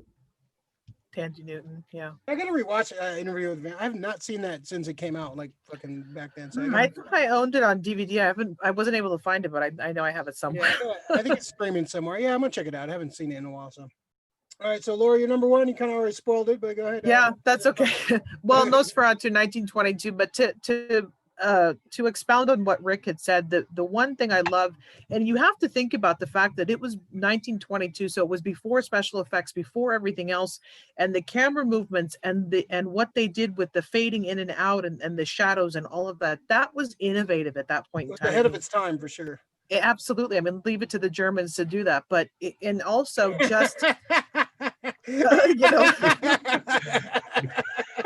To the Germans. I mean, Dr. Caligari. You don't really hear too much pro German rhetoric. And then Indiana Jones came. Exactly.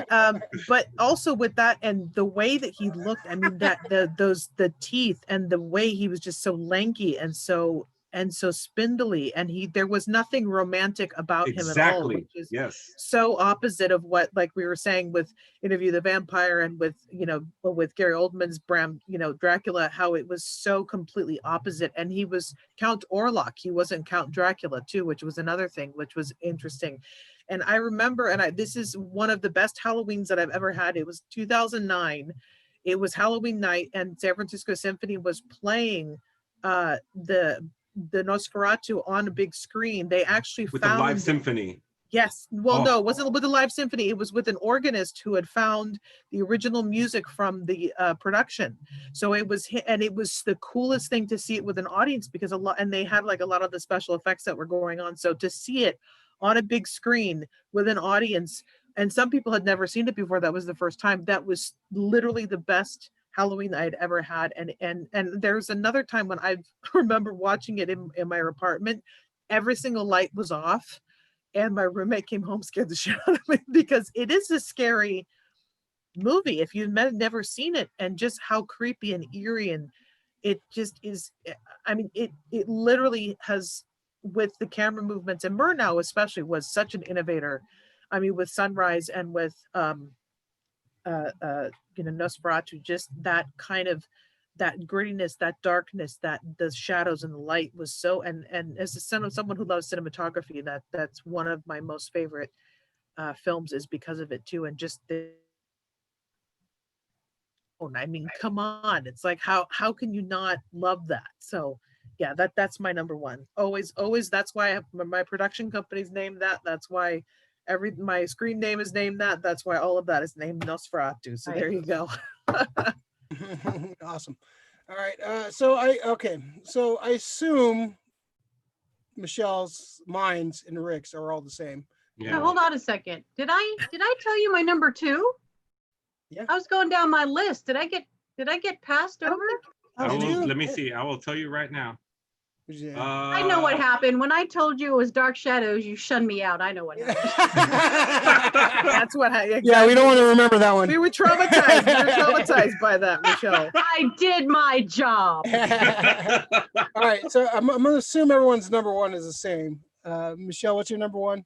Well, my number 2 was Dracula from 1931. So I don't think I said that. Did you? I don't Okay. know. No, you I don't- didn't actually. I know. I don't know how I got No, I'm past. sorry. Go ahead. Yeah, talk about your number 2 before you talk Okay, about well, it was brought up before, but 1931 Dracula because it's Bela Lugosi, quintessential, Count Dracula, and the David Manners, who plays Jonathan Harker, who's also been in like The Mummy, so he was like part of that whole Universal Monsters, and then the fellow that played Renfield, I can't remember his name now.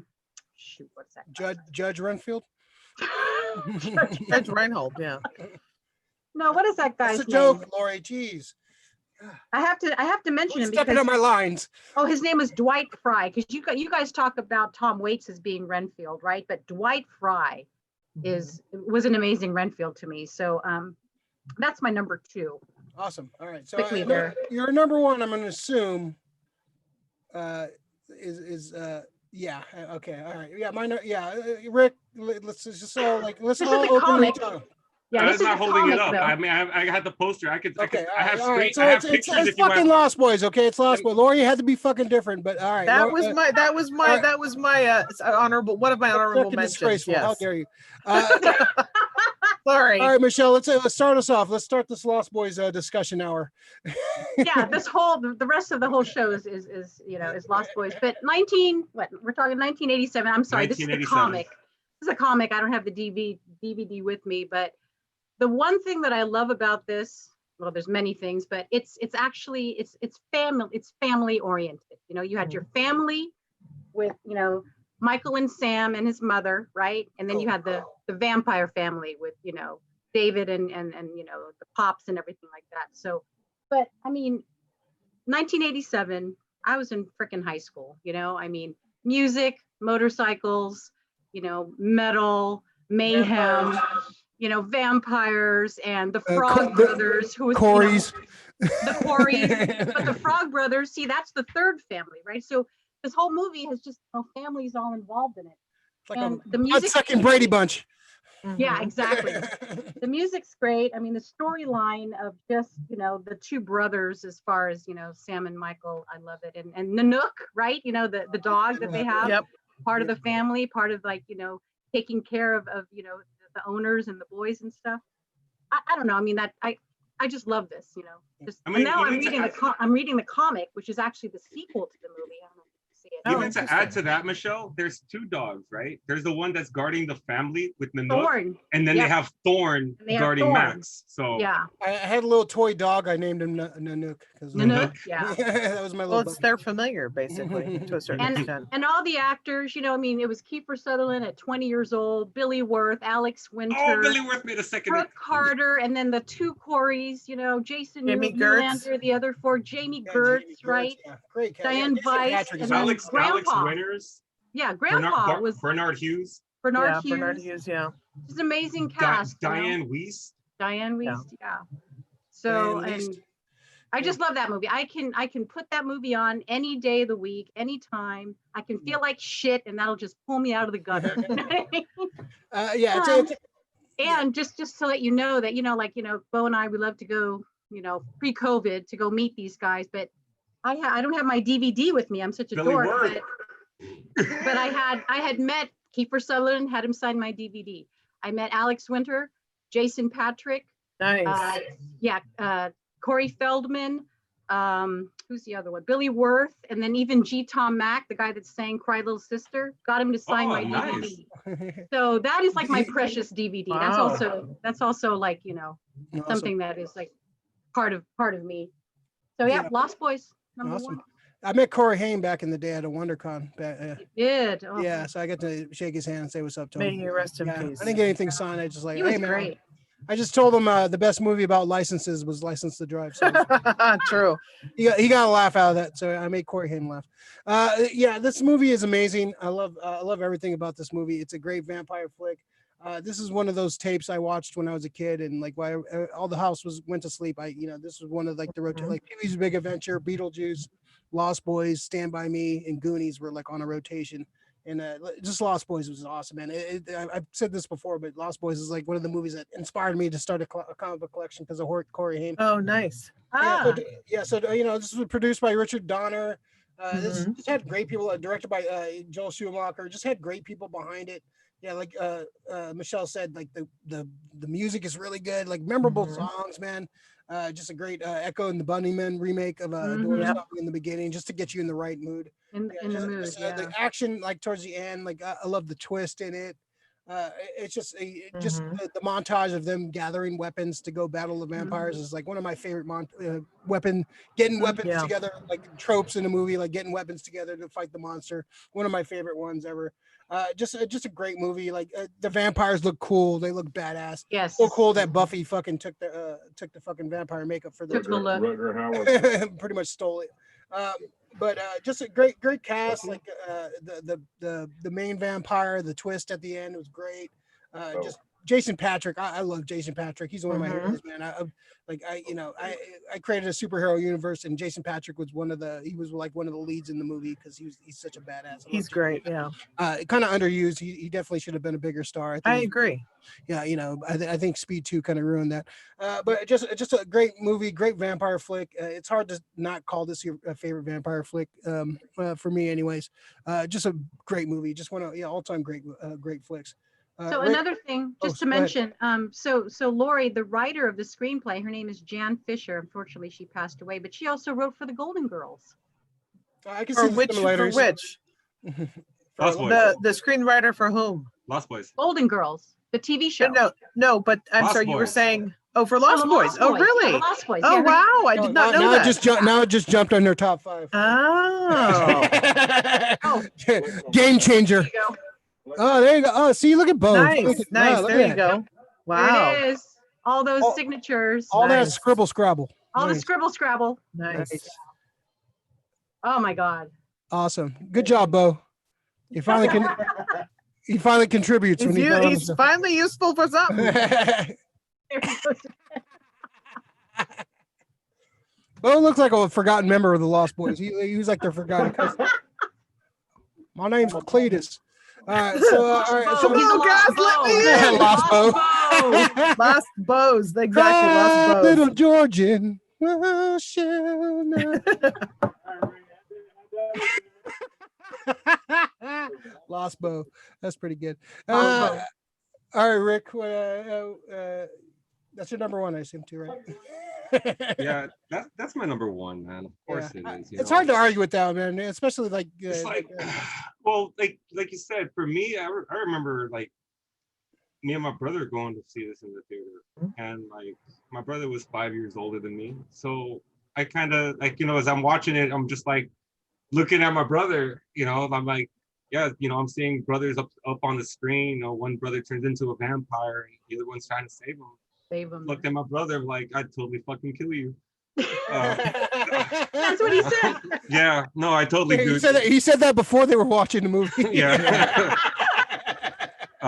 But yeah, the movie's great. Soundtrack is Echo and the Bunnymen. You had In Excess. Excess. Frogman, what Um, was that? Frogman Perry? Frogman Ain't Perry. got a home. Yeah. Oh yeah. But that didn't make the soundtrack though, which I'm sucks. a lonely boy. I think it was I had to hunt that fucking song down, dude. I had to go deep dive into it's LimeWire. not on the fucking soundtrack, Woo, which pissed me woo, off. woo. I mean, that's all you want to do when that song comes out. I'm a And, like, lonely girl. I gotta watch that tonight, man. Oh, that's my jam right there. Oh, yeah. Well, get- plus, I love the, what is it? Sleep all day, party all night, never die, never grow old. It's fun being a Old. vampire. I mean, I would recite that verbatim pretty much all the time. I love that. I mean, it's definitely my honorable mention. I can tell you that much because I love it. That's why she got fired from the blood bank. But it's definitely one of my honorable mentions. Yes, like I said, if we had 10, that would be on my top 10. But we only had 5, so What is it? sorry. Difficult. okay. All right. Yeah, no, go ahead, Rick. No, it's cool. I give up. No, it's just an all around. It's a fun movie. It holds Yeah. up. We got to see this on the big screen like a little while ago.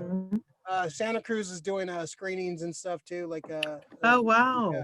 nice. It'd be kind of cool to see this in Santa Cruz on the big. So it's famously would be filmed nice. in Santa Cruz. I do want to throw in that Greg Canham, he's the guy who did the prosthetics for Mhm. vampire makeup. Mm. So like once again, like especially when it comes to horror movies and any movie where they're doing practical effects and not stupid CGI.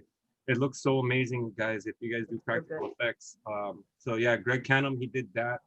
And more costume design love, Susan Becker. Yeah.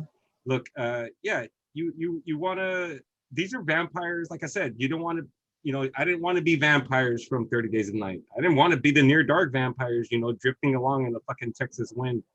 Or fucking Nosferatu, I don't want to fucking look like that. Tripping along in the Texas wind. Great name for a porno, man. The Lost Boys, if there's any of the vampires that you want to be, those are the vampires you want to be, man. And like, if you look at it too, it's like, honestly, what group of friends wouldn't want to be like a crew of vampires just together? And that's one of those things that I kind of like, I loved about it. It's just like one group of friends, like you said, family versus another. And the Frog Brothers, dude, because of that alone, I fucking was, fastening fucking and shaping fucking wooden stakes. My mom would look at me like, what are you doing? Nothing. The holy water in the water And with the garlic, with the garlic in the bathtub. Ricky, why do you take all my holy water? I need this super soaker. God damn it, Ricky. I told you don't take my holy water no more. But it's great, man. It's the Lost Boys. I think the reason it holds such a high place is just a piece of Americana. That movie came out at the right time. it was fun. It was a product of its time, but that's one thing that withstood the test of time. Yeah, absolutely. It's good. Yeah, it holds up. And just the best quote is from Grandpa. The one thing about living in Santa Clara I could never stomach all the damn vampires. Santa Carla. Exactly. Santa Carla fool. You know what I meant. He said Santa Clara. That's whatever. It's the wine talking. Carla. Santa Carla. Let's see. Shannon, Starship Troopers is a cult classic. Only those that know. I'm Johnny Rico. I'm from Buenos Aires, and I say kill them all. I'm all about Lost Boys. It would have been my number 1, 2. The soundtrack is just amazing. I love to mention 2 other movies: A Girl Walks Home Alone at Night and Let the Right One In. Yeah, Let the Right One In. Oh yeah. Both versions are great too. Yeah. Alex, good call. Shannon was thinking about all those. Although I haven't seen A Girl Walks Home Alone at Night, I've heard great things. Shannon, you definitely should check it out. Black and white, killer good soundtrack. I totally dressed up as the main character that year it came out, and truly nerdy vampire people knew who I was. That's nice. That's when you truly know how nerdy. God, there's so many too. There's Innocent Blood. There's great vampire movies all around.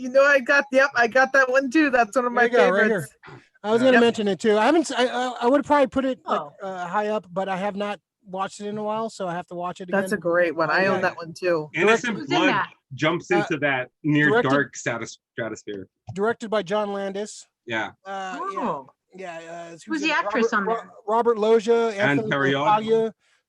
Fucking and Don Perriot.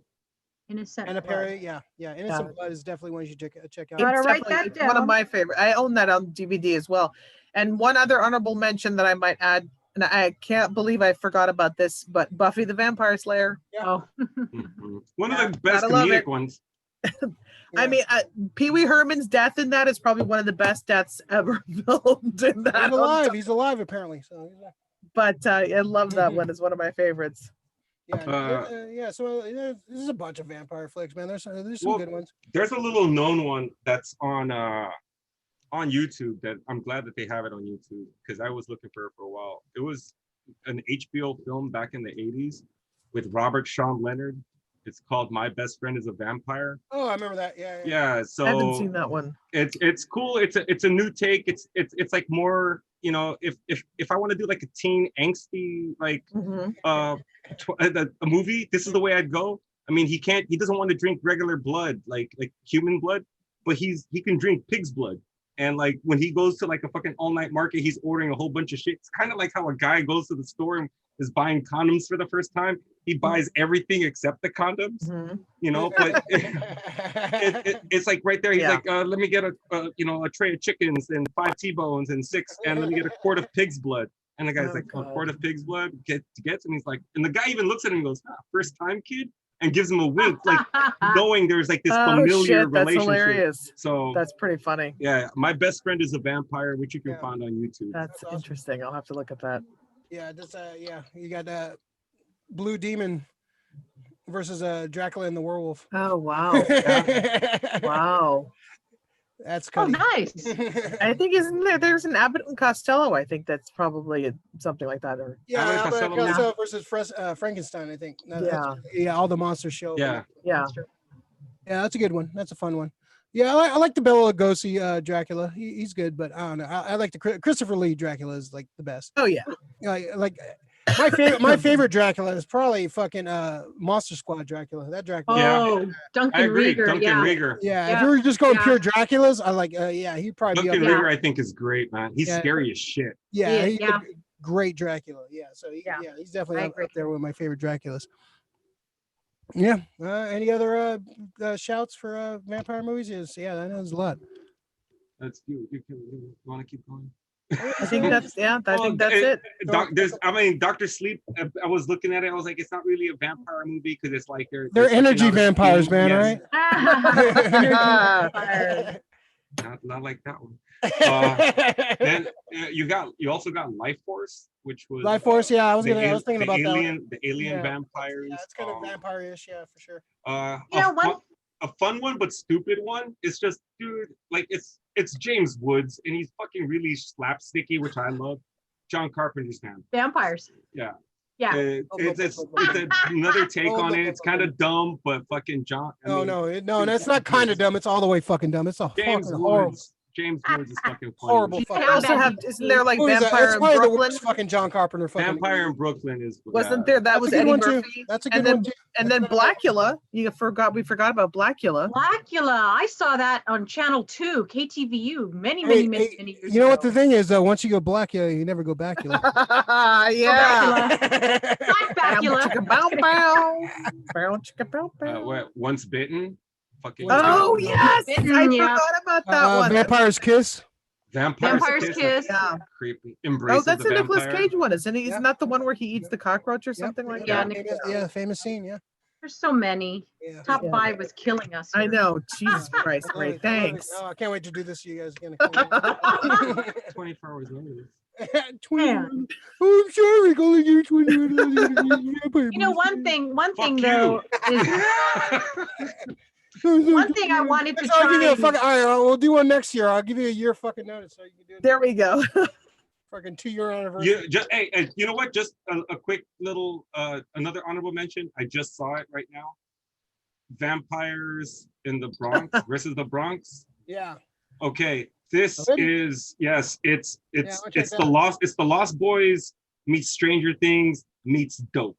Okay. Is that No. What is it called? Yeah, it's called Vampires versus the Bronx. Yeah, I saw it Vampires pop up. I was like, versus it looked Versus the kinda- Bronx. Yeah, Interesting. Yeah, it looks, Never it heard looked of kinda that. like from like the little screenshot I saw. I was like, oh, this looks kind of interesting. I checked it out today. Because we were doing this. I just wanted to see something else that wasn't part of the list, and I was like, wow, this. If those other movies weren't around for so long and crawled into my head the way they have, this probably would have made an honorable mention list. But the fact that it's, like I said, it's like it's Stranger Things meets the Monster Squad meets Dope. And when I say Dope, it's just, they're like inner city kids. They have to deal with like gang members trying to recruit them and just like the falls of like the inner city, like gangs and shit like that. And it's pretty dope. I dug it. You know what year that came Interesting. out? Roughly? Which one? The Vampires versus the Bronx. This year, I think. That's this year, 2020. This came Oh, that's this year? Yeah. Oh, It's Yeah, I've been wanting- it's a new It Netflix literally movie. like came out like a okay, few weeks Netflix. ago, Okay. Yeah, cool. That's I gotta check that out. It just popped up on my thing too. Awesome. Okay. Cool. All right. So yeah, if you're watching, subscribe. If you haven't subscribed, like the channel, like the video if you're liking what you're seeing right now. Like and subscribe. Helps the algorithm. It's we're up to 5 likes. Look at that. We're up there. So now we're gonna jump to our pull list. Pull list is stuff Oh. up recently. Someone's excited. something you want to talk about, good or bad, something you listened to, something you watched, something you bought, something you read, something, whatever you want to talk about, something cool you want to chat about and show off. So let's start off with Rick, Damn it. since you're the only one on the shit. screen. Vampires in the Bronx, man. Definitely. Vampires versus the Bronx, right? Vampires versus the Bronx. Okay. Yeah, Vampires versus the Bronx. Definitely, this is something that you Is guys it can check any known people in that? out. Method Man. Oh, really? Method Man's in it, and Zoe Saldana makes a quick nice. appearance in the beginning. Any who made that one? Oh God, dude, I'm not even sure. Oz Rodriguez, I think, was the guy's name. Okay. Let me see. I want to say his name was Oz Rodriguez versus the Bronx. Aussie. Yeah. Oi. Oi. Osmani Rodriguez. So he wrote and directed. Nice. Not sure what the kid's done. Let me look him up. Oz Rodriguez. No, it looks like he directed a lot of TV prior to this. Yeah, well, at least he's got some experience. That's good. Yeah, he did SNL Presents Halloween. And I think Lorne Michaels had something to do with this movie. I think he might have been a producer. Oh, really? Okay. Yeah. So, I dug it. They definitely, it almost has, it uses a lot of rules too. And one thing I did love is that they have I think his name is Luis, and they make fun of him. They were like, "Hey, you little Puerto Rican Harry Potter," which cracked me up because the kid knew everything about vampires. He was their go-to guy, like for everything. Like, dude, garlic? No. Garlic is a repellent. Doesn't kill them, but it's a repellent. Like, he knew like every little thing. So he's like their Randy. He's like their Cliff Clavin, basically. Yeah, exactly. Yeah. And he had all the knowledge, and yeah, it was a fun flick, man. Yeah. So. Awesome. Anything else, Rick? No. I do not have anything else. All right, Lori, what do you got? I'm going to start with one thing. I know that, how much of a Criterion fan I am, but I did get a bunch of 5 new movies because I've been transferring all the ones that I've had on regular DVD to Blu-ray. So I got Princess Bride, Nice. Ice Storm, Princess Bride is overrated too. Oh, I'm going to slap you. Manchurian Candidate, On the Waterfront, and The Player. So I have all Player's these. good. I like the Player. The Player's great. That's good. Oh, is that Tim I like Robbins? Tim Robbins. The yeah. Tim Robbins one, yes, That's great. yes. Who directed The that one one? I like, The Princess Bride, Robert looks Altman? kind of like a Robert little Altman, yeah. book. It looks like a little book, which Aw. is kind of cool. Oh, Sweet. Shut up. And then I've got 2 more things that actually relate to what we talked about earlier. The only good thing about that movie is Andre the Giant. That's the only decent thing. I have Isaac. Would you like a peanut? the annotated Godfather, which is the screenplay as well as different pictures about the making of. And I got this, I think a friend of mine gave this to me for either I can never remember, like my birthday or Christmas, but it's got like great stills from the Ooh, he's movie. decking the shit out of Carlo there. And it That's talks great. about like the making of and all these great here's a picture of Brando, and Oh, I mean it's a really phenomenal film, or a book rather, about the film and things. So I'm kind of curious as well to see. Oh, there's the Mo Green one. There's that famous Mo Green picture. Oh, you know who I am? wow. Mo So Green. this We was gotta one of rewatch the The ones- Godfather. And then, I haven't watched it in a couple of years. That's a great. Oh, I watch it every year. Did you hear And about then- Francis Ford Coppola? He's re-editing part 3. which Yeah. is still a piece of shit regardless, so it Yeah. doesn't Yeah. matter. I'll watch the re-edit. I want to see a re-edit. As long if they take Sophia out, then Sophia's I'll not watch it. coming But out. that's the reason why. What? Or trim her ass down. Why won't you watch my movie? And then it's the Godfather classic quote. So this has got all the quotes in All there. right, go to like, page 45 and read the quote. Hold on, page 45. You got a reading in a dark asshole. I don't know if there is a page 45, but I'll because these aren't really pages. But they've got Random, just pick a random page. Random I'm trying to quote. find. I'm trying to find the one. Leave the gun. That's Wait, that's get what I the was trying to cannoli. find. That's what I was trying to find. Leave the gun, get the cannoli. Like this is business. It's not personal. That kind of not personal. That kind of That's a thing. I mean, great they one. have That's the cool. whole. Oh, here it is. Leave the gun, take the cannoli. There There it you is. Leave the go. gun, Leave the gun, take the cannoli. That's But my it's funny because favorite. my friends at work bought me this for my birthday, and again, it's like they know me so well because they know how much I love The Godfather. But it's also pretty cool just to see, like what the actual lines are, because a lot of people, normally misquote things and things Right. like that. But it's Oh, yeah, it's for so sure. great. Like they have a picture, like they have the picture of the, Luca Brasi sleeps with the fishes, and they have pictures of the fish and things like that next to Oh, it. So the it's a really fishies. cool. I'm gonna make him an offer he can't refuse. I mean, Oh, I love it. Yeah. it's that kind of That's cool. thing. So That's these cool. two are definitely prized possessions of mine. So those are my pull list. Those are Awesome. yeah. Cool. Michelle, what you got? Well, let's see. I have something horror, something What? non-horror. Okay. Are you planning your wedding? Something I brand just new, love something severed. Something severed, something yeah. bloody. Something bloody. Okay, so Oh, are we still talking about whores?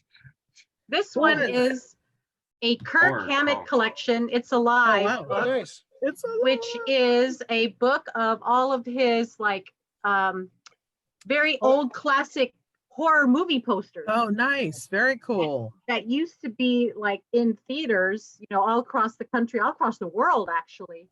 That's So- neat. I may have to get that. Yeah, just even the old ones here, as far as like The Return of Shandu, Lon Chaney, London After Midnight. Is that his personal collection that he has, or is that? Yes. Oh That's his wow, personal collection. that's He loves. amazing. He's a big horror buff. He And he famously has a huge collection of horror stuff. A couple yeah, years ago, he did a huge. convention. Wait, yeah, he does the convention. I was gonna say. Yeah, he Horror did one at the Festival. Nice. He did one in Yeah. the Regency I went to. He has his collection. is Frankenstein insane. here, His yeah. collection It is was insane. it was called Fear Festival. He did one at the Regency and then one in okay. San Jose. Yeah, I went to the one in Regency. It was fucking amazing. His shit is fucking cool. He has the coolest fucking Blackula. collection. Blackula, there you go. Blackula Blackula. there.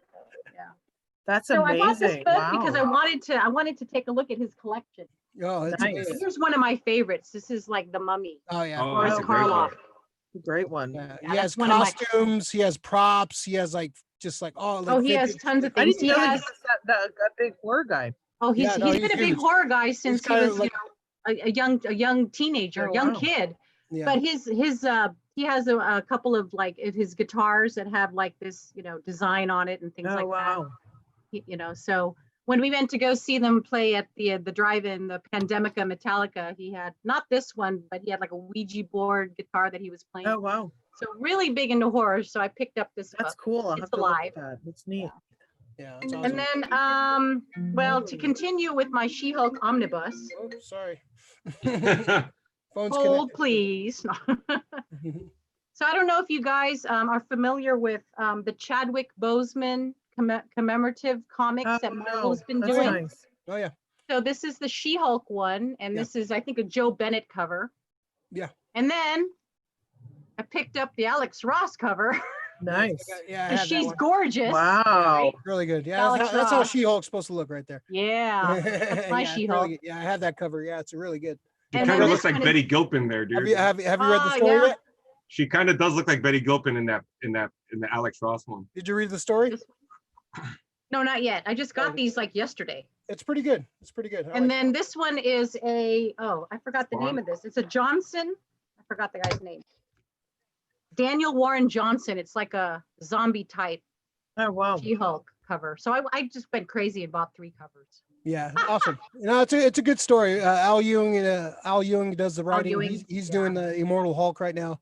It's Yeah. very good. It ties into that storyline kind of. And She-Hulk's kind of been a mess. I talked about it like last week, but yeah, her like story has kind of been a mess lately. So I guess they're trying to like write the fronts because the Disney Plus series is coming up. So I think they're gonna write the ship for that. Yeah. Cool. Awesome.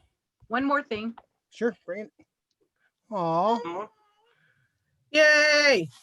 Oh, you guys finally adopted. Oh. I think if you push, you're supposed to push something and then you're supposed to like have baby noises. Yeah.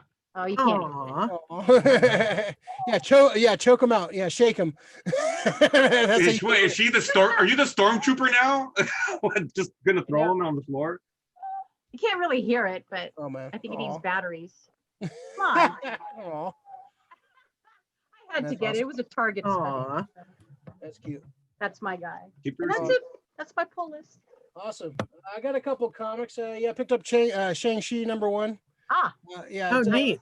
Yeah, it was pretty good. Pretty good. Let me see what did. It's some of it's set in San Francisco, which is cool. Yeah, which Oh, I, always, neat. I dig. The art's really good. It's done by what's the artist's name? Yeah, they have a tribute to Chadwick oh, nice. Tomasi Yeah. Coates. The guy's writing Captain America. He did a run on Black Panther too. He does Tanahashi Coates. He does a little memorial for and Brian Nice. Felfries did That's our tribute. guy. Yeah, that's your guy. We know Brian him. Nice. Yeah. So yeah, the art's really good. I'm digging it. They're kind of wrapping up for Shang-Chi because they got the big movie coming out next year, Mhm. hopefully. Gene Luen Ying is the writer. So yeah. He throws some San Francisco flavor. Like I've read a little bit of Shang-Chi over the years, so this book was recommended by Frank at the Amazing Fantasy, so I picked it up. Fun read, really quick story, fast paced, good action, fun book. I'll probably check out the second issue. Okay. Yeah, definitely a fun, definitely like I'm not too like into the Shang-Chi stuff, but very cool stuff. Picked up Batman 3 Jokers. Oh, wow. Yeah, Oh, That's a great cover. yeah, it's a great cover. It's Hold nice. on. Yeah, so it's a good one. Yeah, so yeah, that's my pull list for this week. Rick, what do you got? You went to me. Are we doing hidden gems? What's your hidden gem, Rick? Sorry. Oh, okay. The game, it's a game. I just found out about it like right before I came online. It's called Among Us. Now you can purchase this on your computer, or you can get it like on your, I think for free on your iPhone. So the game is like it's a local, if I say, let's say I start a private room and I have like 8 players that I invite, right? 2 people are going to be designated like the traitors. So those people have to kill the other 6. It's kind of like a live action Clue, but Oh, interesting. you're in the middle of it, right? So like, and you don't have a big line of vision. So you have like a little spotlight that you go into like little rooms and you fix stuff. The spotlight gets bigger on you. And I mean, you can be passing somebody. So and nobody knows somebody has died until they reach the body. So once that person's died, the game stops. And then like you got to kind of, figure out who killed who. And then like you can vote the wrong person out. You kick them out of the fucking game. Or, yeah. And it's just the way I saw it. I saw Miro from AEW was playing this with all the guys from AEW. And it looked fun as hell, dude. What's it called? So, Among Us. Oh, okay, I've heard of that. Yeah. Yeah, I didn't. A coworker of mine was talking to me about it, and he was like, "You ever heard of this game, Rick?" And I was like, "No, man, I haven't." But then I just saw like a video not too long before we started to come on here, and it looked fun as hell. Like, so it's like if all of us, Bo, and you tried to pretend like that wasn't me. What happened? Where did you see that dead body? I was like, oh, well, I saw it in the engine room, but then I saw this person walking right past. But if that person wasn't walking right past, they could be like, oh, that person's lying. Fuck that person. That's, and then you vote to see it's like a game of Survivor, but you're actually I was just gonna say, yeah. Yeah, and it goes round by round. And I think once you get down to like 4 rounds, or you get down to like the last 4, that's where you have to like either win or lose. So it looks. I thought it looked fun. So Yeah, you can check that out. Yeah. All right, cool. All right, Lori, we got hidden gem. I have a hidden gem. I've had it for a while, but it's still a hidden gem. It's a Prince album with nice. Miles Davis and friends. So this was an Nice. older. I don't remember what year it is. Let's see if I can find it. It doesn't say, but it's basically a bootleg that I borrowed, quote unquote, from a friend and never, of course, gave it back. But it's definitely. I'm glad I got my John Carpenter concert back. Yeah, exactly. There you go. There you go. If it were Prince, you wouldn't have got it back. Let me tell you. But it's just it's one of it's like a very funky kind of cool jazzy album that not very many people know about, and it was one of the definitely something that is a prized possession, especially now that neither he nor Miles Davis are around anymore. So Who are the friends on that one? I don't know actually, but I'm assuming there's Ross, Chandler, Monica, exactly, Rachel. Monica, Rachel, Phoebe, exactly. I'm sure it's probably a whole slew of people. I don't think it actually even says who's on there, but I'm sure that with between the two of them, I'm sure there's quite a few big names on there. So that's my hidden gem. That's great. All right, Michelle, what do you got? Michelle, let's see. Well, I'm going to stick with the horror. Bring out Bo. Ah! Sorry, Oh. I had to. Like Alex jumped in, so did Ray. I felt left out. So this is kind of strange because I was in the 501st Star Wars costuming group, and I purchased a Biker Scout zombie one. Oh Jesus! So it's like a death Biker Scout. That's a 2020 if it was a mask. Yeah, zombie one. So I'm actually trying to get back into the Star Wars costuming since I had lost like 50, 60 pounds. So I'm trying to get back into getting into my Stormtrooper because I originally had a Stormtrooper. And then I have like these offshoot type, costumes like this, like zombified Biker Scout. I actually have a clean Biker Scout that I'm working on, as well as a female Tusken. So I'm trying to get back into the costuming scene for this, even though we can't do anything because of COVID, hang out in my costume. Right. Yeah, start working on that TikTok. Yeah. Yeah, right. So yeah, that's my kind of strange hidden gem. Awesome. That's great. Yeah. That's odd. That's good. Yeah. You gotta work on that slave Leia outfit. That's another 30 pounds I gotta lose. Well, something we all can look forward to. I love it when the men at Comic-Con dress up as slave Leia. That's fucking funnier than shit, man. The gender swaps, yeah. There you go. Yep. All right. So my hidden gem, I just got this in today. I got a sketch. This guy named Manuel Alves from I think he's from Portugal. Wow. I got this. This is Invisible Woman's cheesy 90s outfit. So he nice. So yeah, it's got a cool little white frame for it, so it looks cool. Yeah, it's in the mid 90s. They were all doing like strategically placed. They were doing like sexy characters. Like Sue Storm is famously just like she's always been hot, but they try to like sex her up and put her in this. Sex her up, yeah. So this is like pure 90s, like cheese right here. So I was like, oh, I wouldn't mind getting a sketch of that. So I got a sketch. So yeah, Invisible Woman in her cheesy 90s outfit. So, cool. Yeah, worth it. Came in today, all the way from Portugal. Very cool. Oh wow. Yeah, got a good deal on it. Great underrated artist, Manuel Alves. Really cool communication. Yeah, came pretty quick for coming from Portugal. So Nice. Yeah, that's my hidden gem for the week. Yeah, right there. Very cool. Cool. All right. No, that was a lot of fun. Yeah, like the channel if you haven't already, guys. Subscribe. Michelle, okay, you want to give any shout outs? Say any final words for us? Shout out to all you folks out there that like tune in and watch the show weekly and puts information in chat and stuff, and miss you all. Yeah, the show is very costly for a lot of people. It costs us money, man. You want to buy new shit when you see the show. Yeah. Lori, we got final words for us? Just rest in peace, Eddie Van Halen. Rest in peace, Johnny Nash.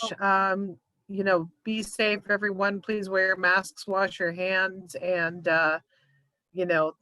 next time give us a little bit more heads up when it comes to vampires. If anything, next time I'm giving you shorter notice because 10 minutes, go. No. Anyway, always a pleasure being on with you guys. So yay. My four favorite people. Woohoo! Yay. One of those is a lie. All right. Which one Rick, of them doesn't belong? Rick, what do you got for us, man? What they have every week, man. Just be excellent to each other. I mean, right now, even more than ever, I try not to get jaded by the shit that's going on in the world. Just keep being nice and to everybody around you. Just stop being fucking mean. Wear your goddamn mask. Be mean to the right people. Don't try to shoplift. You shoplift, I'm gonna fucking take you down. Oh man! I stopped by your store, but you guys were closed. I will. So I moved, Lori. I work at another location now. Oh, okay. I work on Brandon and Embarcadero, so it's not too far Oh, off. okay. About a block away from Red Java's house. I Which don't know is if you want to delicious. put that Oh, in okay. there, but go ahead, Rick. Yeah. I'm sitting by the dock of the bay now, guys. Okay.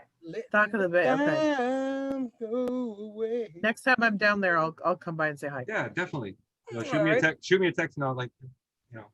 All right, yeah, thanks everybody who jumped in the chat. Thank you, Shannon. Let's see, we got a couple more. Yay, Shannon. So was that Shannon, was that a Regency? You're talking about the Kurt Hammond thing? It was Amazeballs. Yes, Baby Yoda. Krista, Vampires, stay well, everyone. Thank you, Krista. Shannon, awesome guys, miss you. Get something fierce. Heart. Ta-ta for now. Yeah. Ta-ta for now. Okay. I'm too old for these Yeah, abbreviations. dude, why is abbreviation such a long word for abbreviate? Abbreviation. Abbreviation. All right, yeah, cool. Yeah, just be safe, and everyone's getting their ballots in. I was usually an anti-voting person, but now I was like, all right, well, they've changed the game, so yeah, vote, please. I think, Vote. especially Your life around the depends world, on it because it does. yeah, this is the end game right now, so we gotta start the fight, folks. Yeah, vote if you've got your mail-in ballots. Get those votes out and For vote. RBG, RBG. Yeah. Definitely. Vote for whoever you want to vote for, but vote. Well, right, but in honor of her, yes. Yeah, there you go. Vote the right way, please. All right, cool. Yeah, be safe, everybody. Wash your ass, wash your hands, and be nice to folks, and don't be a dick to people, and stay safe. Yeah, Don't shoplift. Wear your masks. Don't shoplift. Yeah. Don't shoplift. I got my Dragon of the Blackpool.